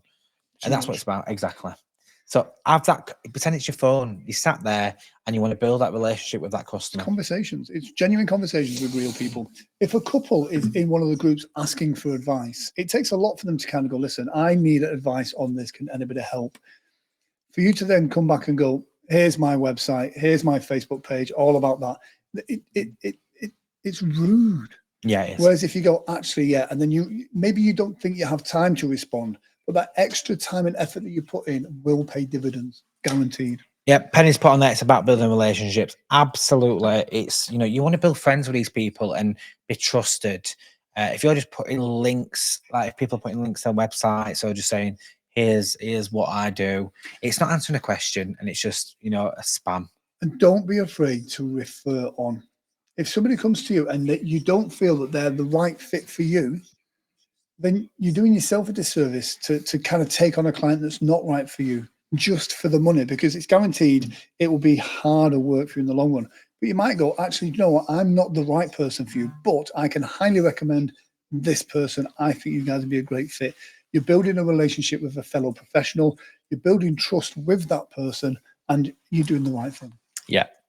Other things to think about is engagement. So again, when you in this really goes back to even producing adverts. Now we've got an advert running, haven't we, for one of our big winning shows. Now Did you we've see how subtle that was as a sales pitch? I know it. So now we've paid for adverts. Now what we've done is made it an engaging post rather than a link to get a ticket. Now what that builds that hype or builds that conversation, and that post now has got hundreds of comments and people commenting. Also, what you need to be doing is replying to yourself, replying in there as your business, talking and responding as your business with advice and support, not going, yes, it's on this day, or this is what I offer. Have a conversation. If people are tagging, go, hi there, great to have a chat if you want to have a chat. You know what I mean? It's, again, build that social connection with people and reply. The worst thing I see is someone will put up a Facebook post or an Instagram post, or they put a post out there, spend all this time curating this great artwork, all of this stuff, they put it out there, and then nothing. Yeah. No, they don't reply to any of the comments. Replying to those comments is going to be the thing that makes the biggest difference for you getting noticed, especially if you're replying as your business page. Yeah. A couple of last things on there. So click rate. So when you're building your adverts, you need to look at or post. If you are doing adverts, make sure you do check the click rate. That's the most important metric. Not views can be a bit of a misleading way of viewing, but click rate is, or engagement rate is the biggest. So when you're looking at your metrics on Meta, look at them. Yeah, reach is just a vanity metric. Reach means nothing. That means the amount of people that could have seen it. Or people that have just gone, woo. Yeah, exactly. That's the reach. That's the potential. If you want to increase your reach, tag loads of people in it. You know, that's reach. People clicking on it. You know, if it's a video, what's their watch time on the video? You know, how long did they spend on there? What actions did they take on there? All of this stuff is important. And most important, treat this like a bit of a game. You know, test your content. Do the same post with different images. Yes. Do the different posts with the same image. Find what works for you. We have a competition in the office, don't we? When we've got shows that myself and so I do the graphics, you do mainly the social media management, and what we'll do is we'll produce 2 adverts that have got the same end goal but different ways of getting there. Yeah. So one of them might be around, you know, click rate, one of them might be click to website, one might be an engagement post. And it's important to note that, you know, you have your way that you think works. I have my way that I think works. We disagree on that sometimes. We do. And it's quite interesting. But the thing is neither is right or wrong. It's just some is more right. Yeah. But because everybody's different and unique. So, you know, you've got visual people that are looking at your post. You've got tactile people that are reading your post. You've got different people. It's finding what strikes the chord with your audience the most. And if any of this stuff makes any sense, let us know in the comment section as well if we are delivering value. So the next section is tools available for creating effective posts. Oh, sorry, what makes a post effective? Oh, I've read the slides already and I've not gone through them. Yeah. So we've talked about this value posts. We talked about post prompt and engagement. We talked around this or that. You do this very well just for your occasion. This or that. Yeah. They work really well. Spaghetti or beans. Yeah. You're looking at me. There's some stuff that people put out there and it's getting a bit old hat, but it still works really well. When it is like, are you a cat or a dog person? I'm a cat. Well, I'm a cat person. No, there we go. Perfect example. People love to, when people think it's about them, they love to comment. Yes. So if you make it relevant for them, they will comment. They're all lurking. They're all watching. They just need a reason to comment. So this or that is great for that. You know, this type of car versus that, this color versus that. You know, use your products. Do you like this or that? I'm thinking about buying a new thing. Should I get this one or that one? We just had a comment from Unseen Hair. So Rachel Unseen Hair, new to advertising, love the advice. Absolutely. You know, with all your hairstyles that you offer in the industry, ombre or balayage, I've learned a bit about hair, unbelievably. So Tara, I stopped doing them because they didn't have people responding. See, this is great feedback though. So if you put a post out there and people don't respond, you can go, oh, right, that doesn't work. Or you can go, why didn't that work? Yeah. I don't get me wrong. I sometimes put out content on like YouTube or TikTok or whatever it is, and I go, "That's a brilliant post. Yeah. It's brilliant," and I put it out there, and it gets nothing, and it can be quite disheartening. And sometimes you can put a post out there, put a video out this morning, Yep. and for some reason it's my #1 video, and I don't get why, because it's a terrible video, but it's worked for the people. So when you say they're not responding, fine tune it, tweak it. Why aren't they responding? What's the trigger that they need to respond? Penny, that's good. I do that with new stock. I'm interested in. Absolutely. Get a question. Throw it out to people. Just say, Yeah. we're looking at new stock. What's your thoughts? When you say, I've got these 2 items for sale, this one or that one, that's very different from going, hey guys, I'm just at the wholesalers now, and this is what I do in my business, but I'm stuck. I need your help now. I'm thinking of either buying this or that. I don't know which one to get. What do you guys think? That's not a sales thing. No. But subtly, you're then telling people these are all the things that you do, and they are available to hire or buy from you. But rather than doing that, you've turned it on them and go, guys, I need your advice. It makes the person that's consuming this information get involved, then it becomes immersive. So yeah, it's about tweaking that. Absolutely. Some more return on investment. We talked about that. Return on investment, not just in cost, but in time. Yeah. So aiming for that. And social media should be social. Absolutely. I think they say the rule is 5 to 1. 5 social posts to 1 brand or sales posts. I think if you can try and get your sales posts even less than that, make it a little bit more subtle, then I think that is better. Penny, but my customers know what I'm like. I'll still get both. Exactly. You're creating the post, creating that hype, and you're still getting both anyway. Yeah. So it's win-win. And how fun is that? You then get a follow-up post by going, guys, you know what I'm like. That's what I bought them both, you know. And but so what is that doing? You're advertising the fact that you've got both of them. Or the other person that goes, hire these for me, only $9.99 for the next 12 days. Feels salesy, does that? Absolutely. So let's go through some tools for creating engaging content. Some of these you probably already know. Some of you, I already know you use these because I've seen them. And I'm one that I've tried to convert Winnipeg Yorkshire from one to the other. Yeah. So the first one, Canva. Canva. We have mixed feelings of this in the office. I'm not a Canva fan, but some of the tools on this are unbelievable.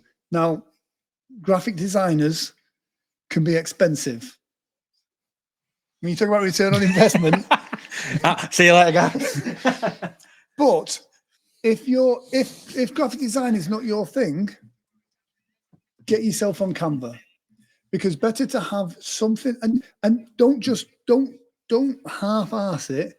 Get your brand colors in there, get your fonts in there, get your logo in there. If you're putting out regular content in your brand colors, you're doing great.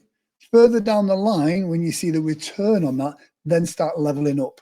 Don't be the person that I used to be. It's like you just spend all the money first and then hope for it to come in. Build your stuff up. Canva's got some great tools. It's never going to be perfect.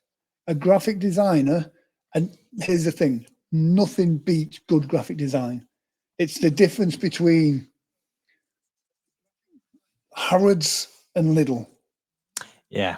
It's the difference between Aston Martin and another car that I'm not going to mention the car, because if somebody's watching with that car, that's the difference.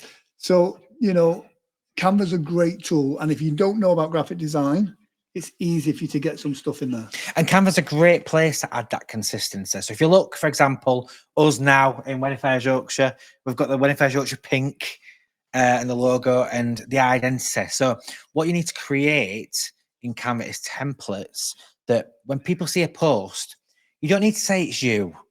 People know it's you. Yeah. You know full well when you see, and you could tell the company I used to work for now, years ago, you'll know an image on Facebook or poster that it's Tesco because they've got specific fonts. They've got the little red dot at the end of the thing and the big club card sign. Yeah. And I'm going to show my knowledge of some of you businesses now. John Steele, you've got black and like a very dark teal green as your brand identity with a nice solid thick font. Oh, I love a solid thick font. Stop it. Tara, you've got, you actually mentioned this the other day, and Adam mentioned this. You've got the Just for Your Occasion green. It's like a very minty colour. You've got it in your kitchen. That's how much I've seen your social media.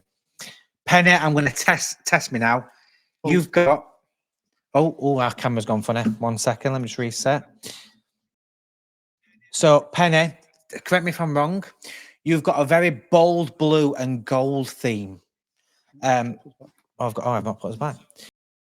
That's what we've got in the comments. Unseen hair. Your logo's on the image, so it's obvious that you've got a nice champagne gold colour scheme.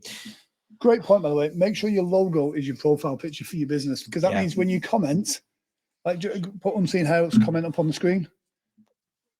Woo, it puts your logo in there. So it means when you're commenting on other people's stuff, it's putting your brand out there constantly. And that's the bit. So Canva, again, going back to it, is a great tool to have that consistency. So people know it's you and it's your authentic you. And, you know, you build yourself an identity, build yourself a color palette, build yourself a brand identity that whenever you pull your post and you've got your specific fonts, your specific design, a great tool. If, for example, that you do want to tread a little bit more and have more flexibility and options and some of the AI tools, I don't like saying that word, then the next one, Photoshop, is absolutely. And Photoshop. We spend a fortune on Photoshop licenses in this office. In my business, I spend an absolute fortune. I think it's £525 a year for 2 licenses, for 2 computers. And when I've got 5 iMacs, it's costing me a fortune. It's fantastic if you know how to use it. And obviously, I'm an expert in Photoshop and Illustrator and InDesign, etc.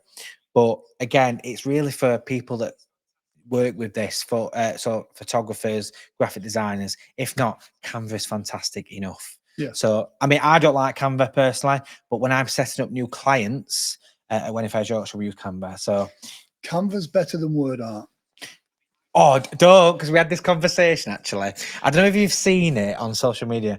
There was an advert running for a company down south in London, and their advert was just word art and memes. Yeah. And do you know what? It went absolutely mental. Brilliant. So if you're as old as him and you use Windows 95, then you'll know how good word art was back in the day with the chrome effects and the wavy sun stripe. Let's have a look on there. So Penny, it's in every post. Exactly. That's brand consistency, and you just know instantly where that post has come from. Yeah, it's a great point. Is that other people on profile photos say you have to have a photo of you because people buy from people. People do buy from people. One of the things we kind of talk about, I don't know if it's in here, but the most important thing on a lot of your stuff is to have your face out there so people know that it's you. I absolutely agree with that. Your face should be all over your stuff because you are your brand. But I think for when you're making comments on stuff and all other stuff, because someone looking down the comments just sees pictures of faces, and they look down the comments and they see the logo for Unseen Hair, they know that that is a business that may be something that they want. So I like using, even though I don't have my logo because it's not finished yet, I don't have my logo as my profile picture. I do think it does help when you're commenting on other people's stuff. It shows people what you do. It's an advert for you without being an advert. Yeah. Right. So let's talk about what not to do on social media. Now, this is going to be controversial. You're going to probably sit there at home thinking, it's talking to me. Yeah, it's talking. I am. And we all do it, but it's time to reset, think differently. Who in the comment section, before we who in the comment section, one uses Canva? If you use Canva, put hashtag Canva in the comment section because it'd be nice to see. Alan likes Canva, doesn't he? Yeah. Here's the thing as well, going back to Canva very quickly. You can also work with a graphic designer who create you a template in Canva so you get a bit of both. Yes. We've done that in the past. That worked really well, very effective. So if you're using Canva, let us know. Most importantly, this is what I really love. If you've ever boosted a post on Facebook, I want you to put boosted in the comment section. Yes, because that's what we're going to talk about next. Yeah. If you've clicked on a nice post that you thought, do you know what, I've got good views on that.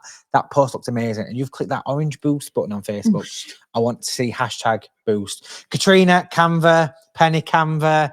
Everyone's loving Canva. I know. Tracy Celebrant, Canva, and do you know what? And it's become the norm, and it's become the benchmark. And you know, again, like Grant said, you can get a professional to create templates as well, or create your own. But again, it's only as good as the person creating the content. Because I know Alan, I've created him some templates and then he's ruined it with some Comic Sans font. Hashtag Comic Sans. Yeah. So there's quite a few people saying boosted. Like, here's the thing with boosted. Boosted. Oh, right, I'm going. Boosted is great for people if you've got too much money and you want to get rid of it. Then boost the comment. Boosting is not there to boost your business. What boosted does is boost your post for more people to kind of click it, not for your customers, not for it to reach your demographics, not for it to reach any potential customers. All it does is just gets people clicking on it, not necessarily the right people. You'll find people in places that shouldn't be viewing it. It is literally the worst spend you can do online. And that's the bit that boosted. It's basically your ticket to go to Facebook and saying, I'm a bit silly. I'm a bit silly. Yeah. I'm a new bear. Yeah. Do you know what it does do? And this is why people think it's good. It gives you that good feeling because it gives you that numbers of, we've got 2,500 people viewed it. What's that? Is that return on business? Now, be honest, pop in the comments. Anybody who's boosted, let us know. Have you had anything returned or commented on them posts and you've got a return or business from a boost? And that's it. It's about return. We haven't done it for a long time because it's a waste. Absolutely. Now, this is where it's important that you get your business account set up on Meta correctly and you use Ad Manager. Do not use Boost, use Ad Manager. And then you can really good find granular detail around what people are interested in, where they're located, which is important for anybody in the wedding industry. You can search for people that are recently engaged. You can target your advert for your business for people that have visited your website. But what's most important, and we touched on it earlier, when you create your customer profile, the more detail you can put in that, this is where it comes in. When you've created your customer avatar, where do they shop? What car do they drive? How much disposable income do they have? All of these things. Then you can then target this in the ad manager to those people that need your services, the area that they are, and the other things that they like. So you can really target. So you're showing your advert to the person that wants to see it when they want to see it. You're not spending money showing it to people that don't want to see it. We get it sometimes with people talking to us and they go, we've not seen your advert. And exactly. Like, you shouldn't do. You know, if we're targeting suppliers to attend a wedding show, then you will see the advert for that wedding show.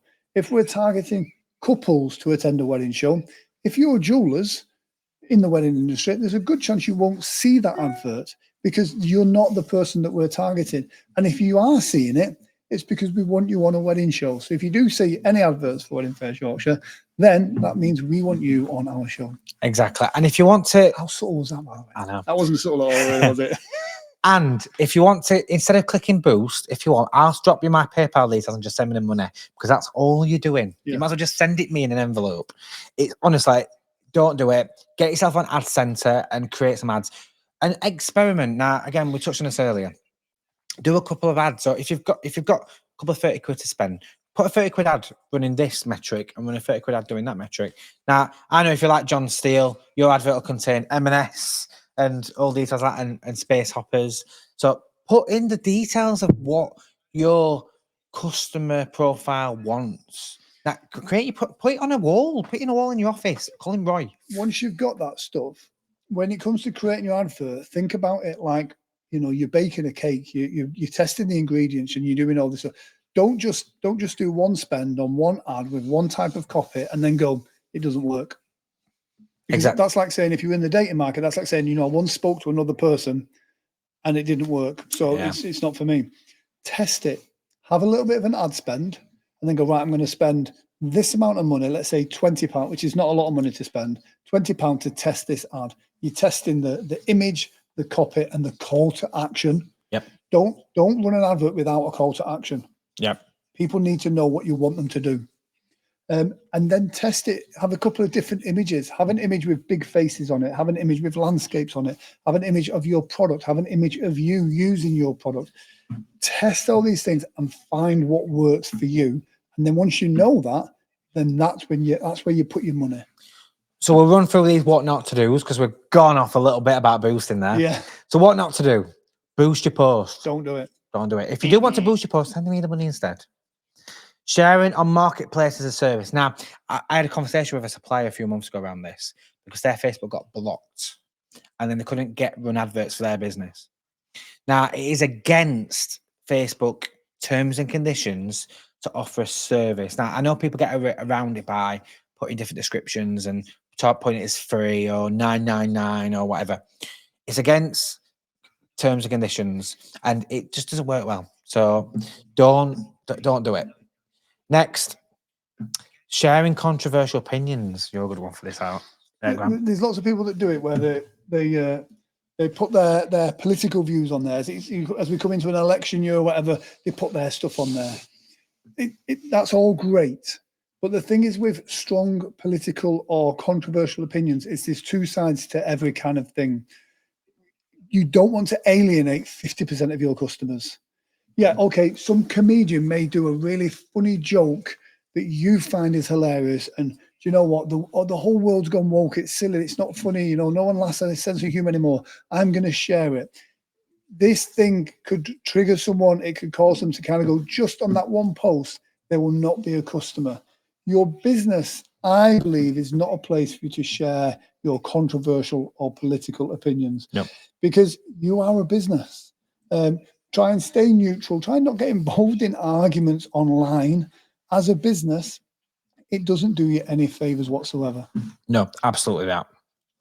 Using all AI generated text and posts. Now, we're going to touch on AI shortly, but don't use fully generated AI. It doesn't get picked up by Google and the analytics. So if you're going to use AI, use it sparingly, edit it slightly, and images. Use it for inspiration. Yes. Spamming groups and comments with same posts. We see that a lot in this industry. Copying and pasting posts constantly. And inappropriate use of emojis. I'm thinking you there with the a lot of people. I see this. A lot of people will go, if you like, if you want me to pick this one or this one, then put a heart emoji for the cup and a like emoji for the. I don't even know what that is. What is that? Pincer. A pincer. Facebook does not like you using emojis for the wrong thing. They call it like a comment farming, or because you're not using it for what it's meant for. Correct. And so again, they also don't like you kind of saying like, comment, share, and all of this lot, because again, they want people to do that organically. Naturally. If you want someone to do a heart emoji, then it's okay to kind of say like, now go listen. If we're delivering value and you're finding this interesting, then please hit that heart emoji below. That's a relevant use of that. So yeah. And then telling people to share comments, a bit like what Grant just said, telling people to do it isn't working. You want, again, natural social conversations. Now, best practices for social media posts. So links in comments really works well. Don't put your copy, your words in there and then put a link to an external website such as your website in that main copy. Facebook will not show that to as many people. It wants to keep you on the platform. So at the moment, it's good practice to you put your post there, and then that first comment is where you put your link to your website. Katrina says there's a big cake maker that has been creating AI cakes and pass them off as real. They not go down well. People don't like being lied to. Absolutely. No. Now, can't imagine how they taste as well. I know, AI cakes. Now, I will show you some effective use that we've actually utilised it very well with some of our campaigns. And we got some of the good and bad AI. Yes, we have. Guys, if there's anything to stay, if you want to see something amazing, stay tuned for this as well, because we've got some great images coming up. You're going to love these. So yeah, links in comments are really good. Replying as your business page, keeping it social. Provide value using authentic imagery, not stock images. I hate stock. I much prefer a nice picture taken on an iPhone of a person rather than a stock image. If I see a stock image, it makes me think, what's that person trying to hide? Yep. So, yeah. Absolutely. Selfies. Now, again, going to back some of these. So, Tara. Well, we know. Have you seen his profile picture? Bring up your profile picture. No. Now. Okay. Tara, you do it very well. You and Adam do it fantastically. I do it very well on our social media. Yeah, on mine. It builds that relationship with people. People know you, and unfortunately, I have got the name in the industry as that camp guy from Wedding Fairs Yorkshire. Where have they got that from? I don't know. I don't know. So yeah, even Tara's doing an impression of me going, gosh. So yeah, selfies, amazing. And you'll look at the metrics on Facebook. Yeah. They're better for selfies. I found, and it's actually studies that have been done online, when you're creating thumbnails or you're creating posts, the bigger the face on the image, the more engagement that post is going to get.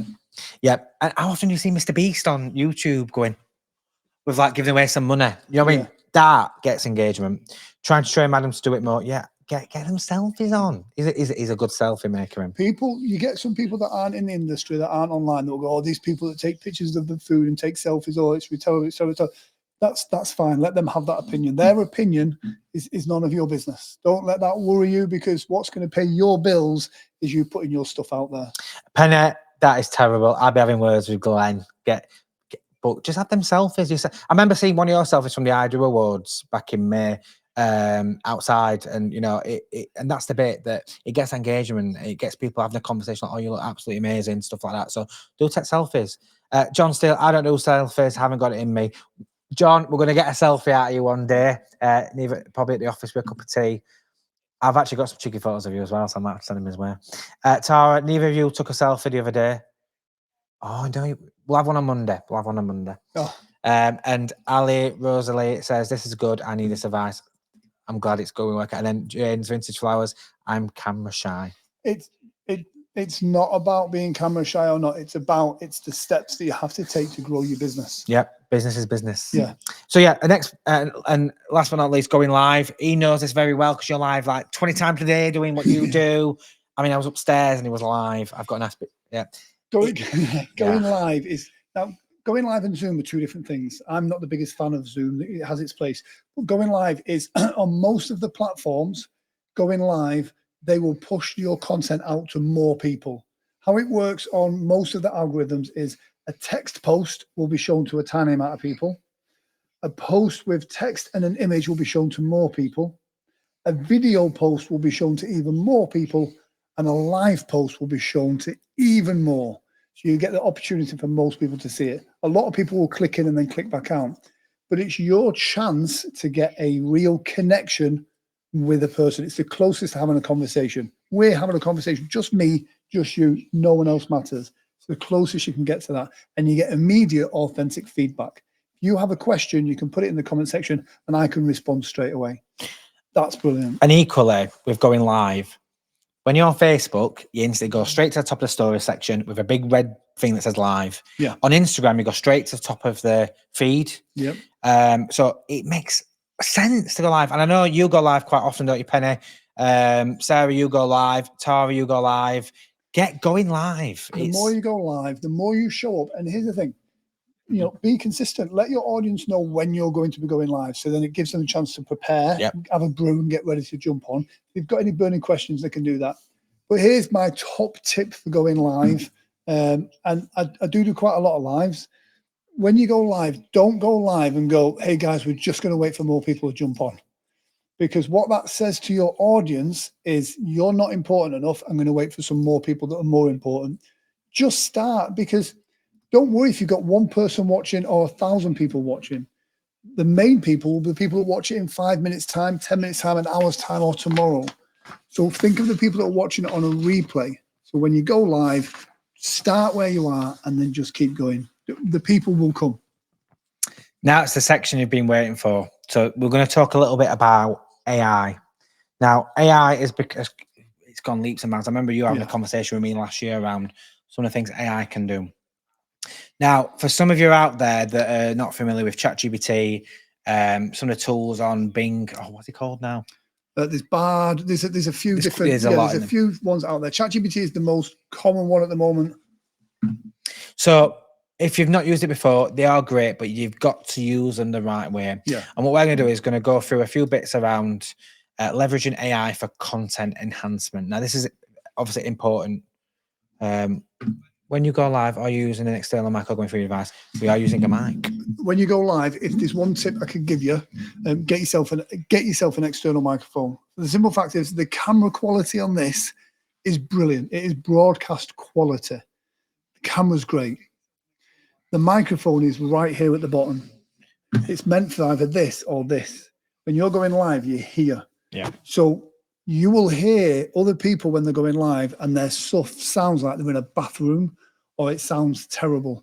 Get an external microphone. Should we just prove around the difference between a microphone in a Mac versus your mic? Yeah, so this is So the difference. There's a microphone here. Now, if we just swap this microphone off, and this is the inbuilt microphone. You're now hearing us on the inbuilt microphone on the computer. This will be a similar effect that you'll get on the phone. The amount of times I hear people going live on their phone and I can't hear them because of all the other background noise going on.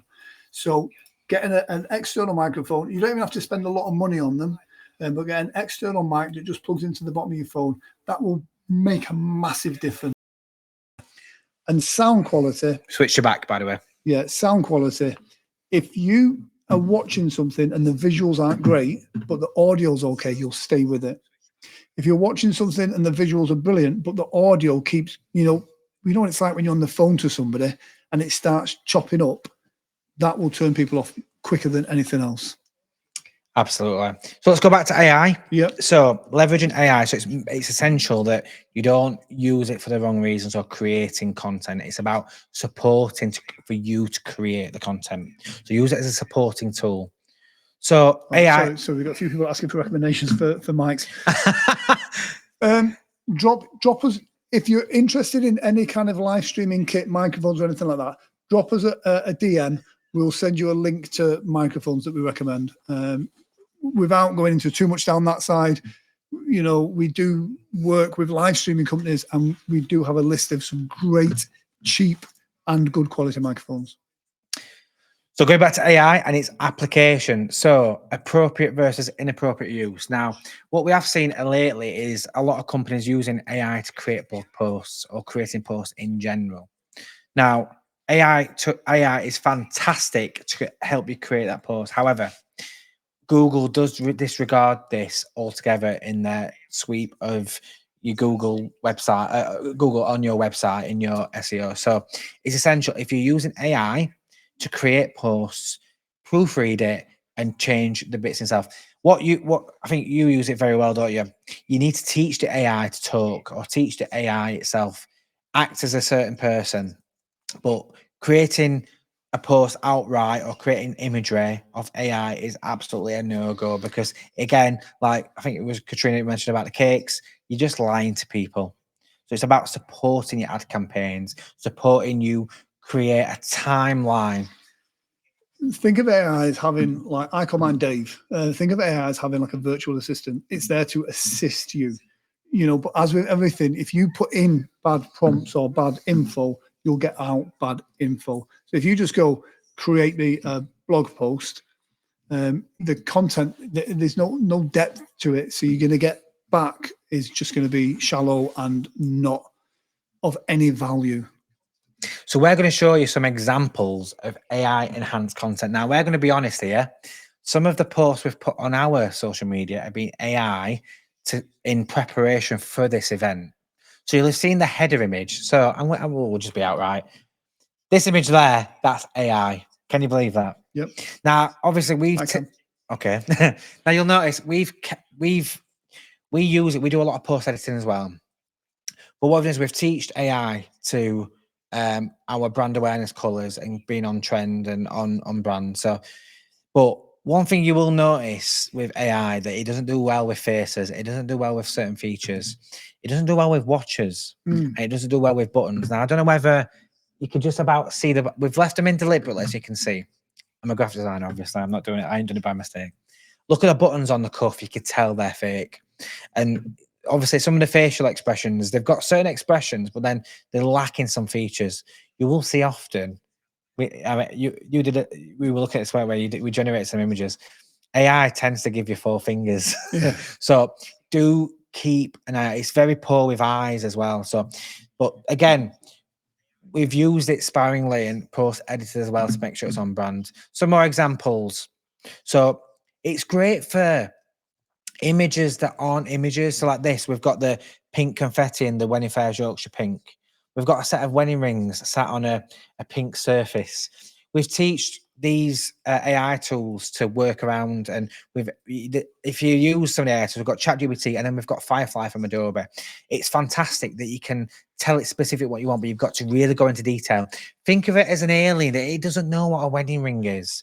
It doesn't know what confetti is. But also think of it as being a support. Yes. It's an assistant to you and your creative process. It's not a replacement for it. Another place where AI doesn't work well with is writing. Now, we've shown you this for example here. Now, we posted this on I think we posted this on our socials to kind of see if anybody noticed. Now, you'll notice the A and the N and the K, it doesn't work very well. It does need a bit of post editing. But other than that, you can see, and you can also see when we talked about the fingers, Yeah. again, we've left it in deliberately. How many fingers has she got? What's with her little pinky? But again, it's about using it for the right purpose. And again, this is where it works really well. Out of focus images and, putting pictures in view and in focus, like this dress and the little flower. It works really well. Katrina's bespoke cakes put on the cakes, it was a random 2-headed birds, floating candles, chairs with 5 legs. Wait until you see what we've got coming. Yeah. You're going to love some of these examples. So keep tuned in. And then let's have a look. So again, these are the bad images. So this was a fisherman catching salmon in a river. This is absolutely brilliant. I mean, it obviously doesn't know what salmon is. It shows how much of the internet that we're fed, that if we type in salmon, this is pictures of what salmon comes up. Yeah. So it's working on what us as humans associate with the word salmon. And of course it's that. Yeah. Not a fish in the sea. So yeah, it's a great picture. It's brilliant. Right. Is he in the watermelon there? Either that or salmon. So let's do some more. We've got, this is brilliant. A man showing his wife how to eat a cheeseburger.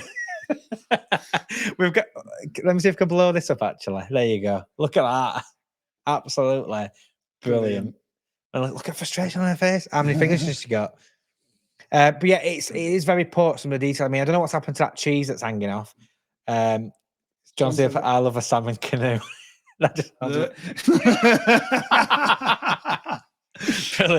There you go. You just walked into that, John. That's the term of the week. Next one.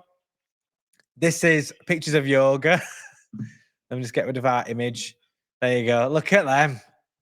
That is absolutely. I mean, some of these arms are just, absolute nowhere. So, yeah. Next one.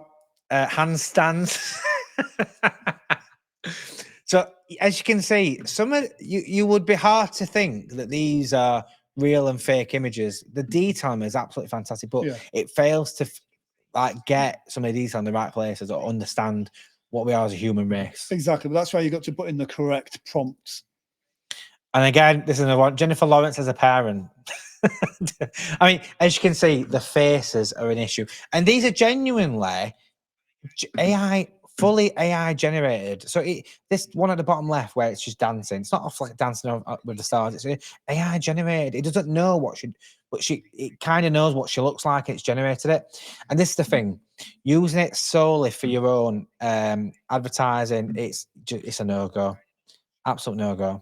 Yeah. So the thing you've got to do with AI is use it for helping you with your creative process. A great example that I use AI for is for helping me plan a week.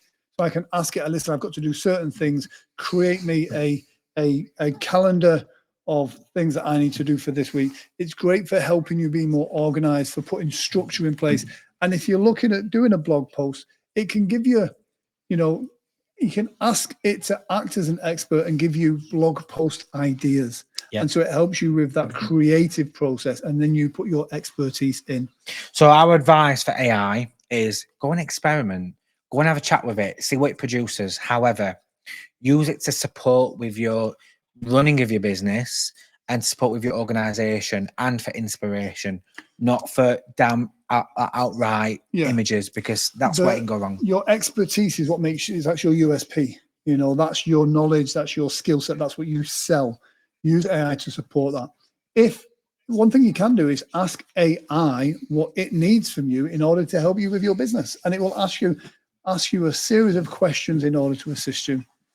Cool. Right, let's go on to some questions and answers. I saw a great one there about that. Do you schedule posts monthly or weekly?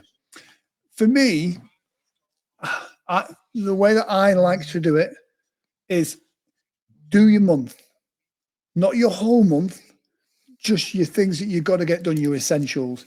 You know, during this month that there is today, January the 4th, by the way, is World Hypnotism Day. Oh, we didn't know that. Oh, no. So during your month, there's certain posts that you want to get out. Wedding Wednesday, whatever it is. Throwback Thursday. Throwback Thursday. Get your bare bones of stuff that you need to get out. And I like to then mix in some organic stuff on there as well. So make sure that if you literally were abducted by aliens tomorrow, they would still run automatically. But then also have stuff that you can respond to on the fly. So I think if you just have it completely automated and scheduled for the whole month, I think there's an element where you can have a post that's out there that's inappropriate that you didn't think that would go out there, if you know what I mean. Like if, for example, there's just been a recent plane incident in Japan. Yeah. You know, if you'd have had, like I tend to do this time of year as a hypnotist, you push stuff for fears, phobias, and that change. If I'd have had a post up about flying, Yep. you know, that would have been inappropriate. So it's got to work for you as well. So I mean, we run the Nothing the Wedding Awards and we use the scheduling function very well because obviously I'm not in the office all the time. And we'll schedule stuff for the North England Wedding Awards to make sure, because obviously with the North England Wedding Awards, it's very structured around timing and when certain parts are released or like voting, etc. So we use the scheduling function very well, and that's the bit like Grant says. For them rocks in the diary that you want to post out that are going to go out regardless. Yes, absolutely. But also going back to what we talked about, it's a social platform. Just post your day to day, what you're up to, what you like to do, meet the team, meet our products, this or that. Callia lilies, Jane vintage flowers, for example. Do what you need to make it a blog, a day-to-day blog, and that's what it's about. So would you post out daily on every platform? I try and mix it up a little bit. Different platforms you can spend more of your time, if you know what I mean. If you do too much, it comes across as spammy. So, but don't overstretch yourself. If you're not posting regularly and all of a sudden you start, this is the problem people make. They go, right, I'm going to post twice a day on Facebook, 5 times a day on Instagram, once a day on YouTube. It just becomes exhausting, and it's not going to be a schedule that you're going to stay up on. So start where you are and then build that up. So kind of do maybe 3 times a week on Facebook, maybe twice a week on Instagram, and then build it up. And once you get into that ritual and you're doing it, then build up on that as well. And don't get sucked into posts at certain times. I know I've been in the wedding industry myself, and you know, in the work I do, aside from here, I know that. Did you just say I do? I don't. No, I didn't. In the business that we do, we tend to post between 6 o'clock at night and 10 o'clock at night on a Friday, Saturday, Sunday. So I get it, but make it a good variety through the week. So you're picking up people of all different ages, you know, varieties of life, wherever they are, because not everybody works Friday to Sunday, do they? So if you've got some photos, save them, post them on a Monday, post them on a Monday afternoon. Make it work for you and go at different times and see what works for you. And don't go what the gurus tell you and everyone else tell you. Look at your own metrics. Look at the data. Once you start posting regularly, most importantly, start with that routine of posting regularly. Once you've got that done and it becomes part of your routine, then start fine-tuning and talking about different times that you should post and different colors and hues, and make sure that you're north-facing when you click send. You know, you can fine-tune all that stuff once you get into the habit of posting regularly. Then look at your analytics, look at your data, and then you'll see when your posts are getting the engagement. You'll see when your audience is online, and then you can kind of work towards that as well. We had a question earlier on from Rachel at Unseen Hair. What is a good amount to spend on an ad? Now, if you're at the start of your journey as a business and you're starting with AdCenter or Meta, my advice is to start with, I mean, sometimes when you're first and new to advertising, you probably get a coupon anyway. Try it out. I'd suggest probably £20, £20 to £30 over 7 days. That way you can see the success and how engaging that advert is. If it works well, keep it going. If it's not, amend them details, change again. It's not a lot of money to lose. What you're looking for is what's the cost per customer. So your ideal of spending this money online is to get customers that are going to spend money with you. So you need to figure out what that figure is. So if it costs you, let's say you do an advertising campaign of, let's say, £200, and that £200 returns a yield of 2 customers, you know that it's costing you £100 per customer. That's an expensive return. Yeah. So then, you know, if you want 10 customers, you need to spend £10,000 or £2,000. It's finding out what your cost, but that's a really high example. I don't know why I said that. You need to find out what that cost is, and then you can scale it. And so, yeah, it's figuring that out. Absolutely. Is there any more questions in the chat before we wrap up? Any questions? Like I said, I hope this has been a valuable evening. There's been a lot of insight, a lot of chit chat as well. It's been nice to have a chat with you all. But again, our focus here at One Affairs Yorkshire is to give you that added value and to give that support with your business, because good business is good. For us, the reason why we do this, I mean, again, we don't just do this out of the goodness of our heart.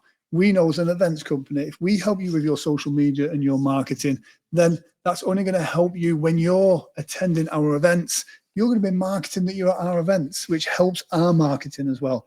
It's about collaboration, about all working together.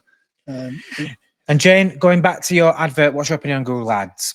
You need to look at where your traffic is coming from. That's my first advice. So look at your analytics of where your traffic's coming from on your website. Then you can focus on where you want to spend the money. Now, with you, you're quite a unique, well, we're all unique to be fair, but look at as your profile of your customer, where are you searching? What is your profile of your customer?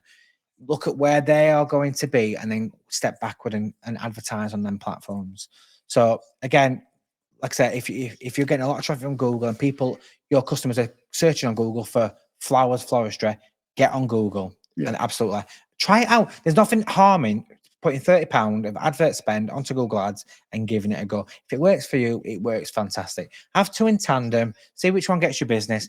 And a top tip from myself, on your booking forms on your website, if you've got a booking form, which you should have, put on there a drop down saying, where did you hear about us? Google ad, Facebook ad. Then you can, if you haven't got access to analytics, use that as a, where did you book me from? And you can go back and spend the money in the right place. That's my biggest top tip of the evening, because then you're going to get the return on investment.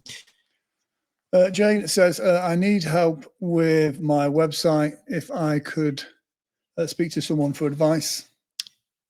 So Adam's left the chat. I'm joking. Drop us a message, a DM, and we can book an appointment to talk through anything you need. I know I'm picking up with a customer this week as well. Tom Walters, thanks for that. Lots of food for thought. Absolutely. Again, we don't give you everything you need, but you're giving you that inspiration. Tom, that is a great idea. What's that? It's on about something like this for presenting your business at wedding fairs. Maybe that will be next month. Ooh. Yeah. Watch So this yeah, space. next month, if you guys are interested, let us know if you're interested. Next month, we'll be doing one on maybe communication and sales techniques and about setting up your stand at an actual physical wedding fair. Yes. And we'll use some real stands as well. Thank you, guys. No, I am good to see you Sunday. Thanks for that. Penny, we will see you at, I believe you're at Hollins. So I know you mentioned you're going to have a selfie with some people. So have a selfie with Alan. He will be up there at Hollins. Jennifer, thank you, much appreciated. And Katrina's Bespoke Cakes, thank you. Emily Tucker gave me loads to think about and some motivation. That's what we're about. And just for the occasion, you have updated your profile picture. Look at that live on the show. We're just waiting for John Steele now to update his weird picture. Guys, thank you so much for joining us, Katrina. Yeah, we will see you as well on Sunday. Yeah. Thank you for having us. If we have delivered value to you, then we would love you to send us an email with a bit of a testimonial that you found some value from this. It's not essential. We don't do it for that. We do it because we want to help you get the best from your business. If you did enjoy today, put a like emoji. No, I'm joking. We will see you again online next month. Yep. If you guys are interested, it does sound like a fun idea. And take care. Have a great rest of your evening. And thank you for joining us. Don't forget, tune in on Wednesday for Wedding Wednesday Coffee and Catch Up. It should be an interesting one this week, actually. It is. Yeah. Cool. With Alan. I'm producer Dan. Bye. Right, guys, take care. Thank you for joining us. See you later. Bye.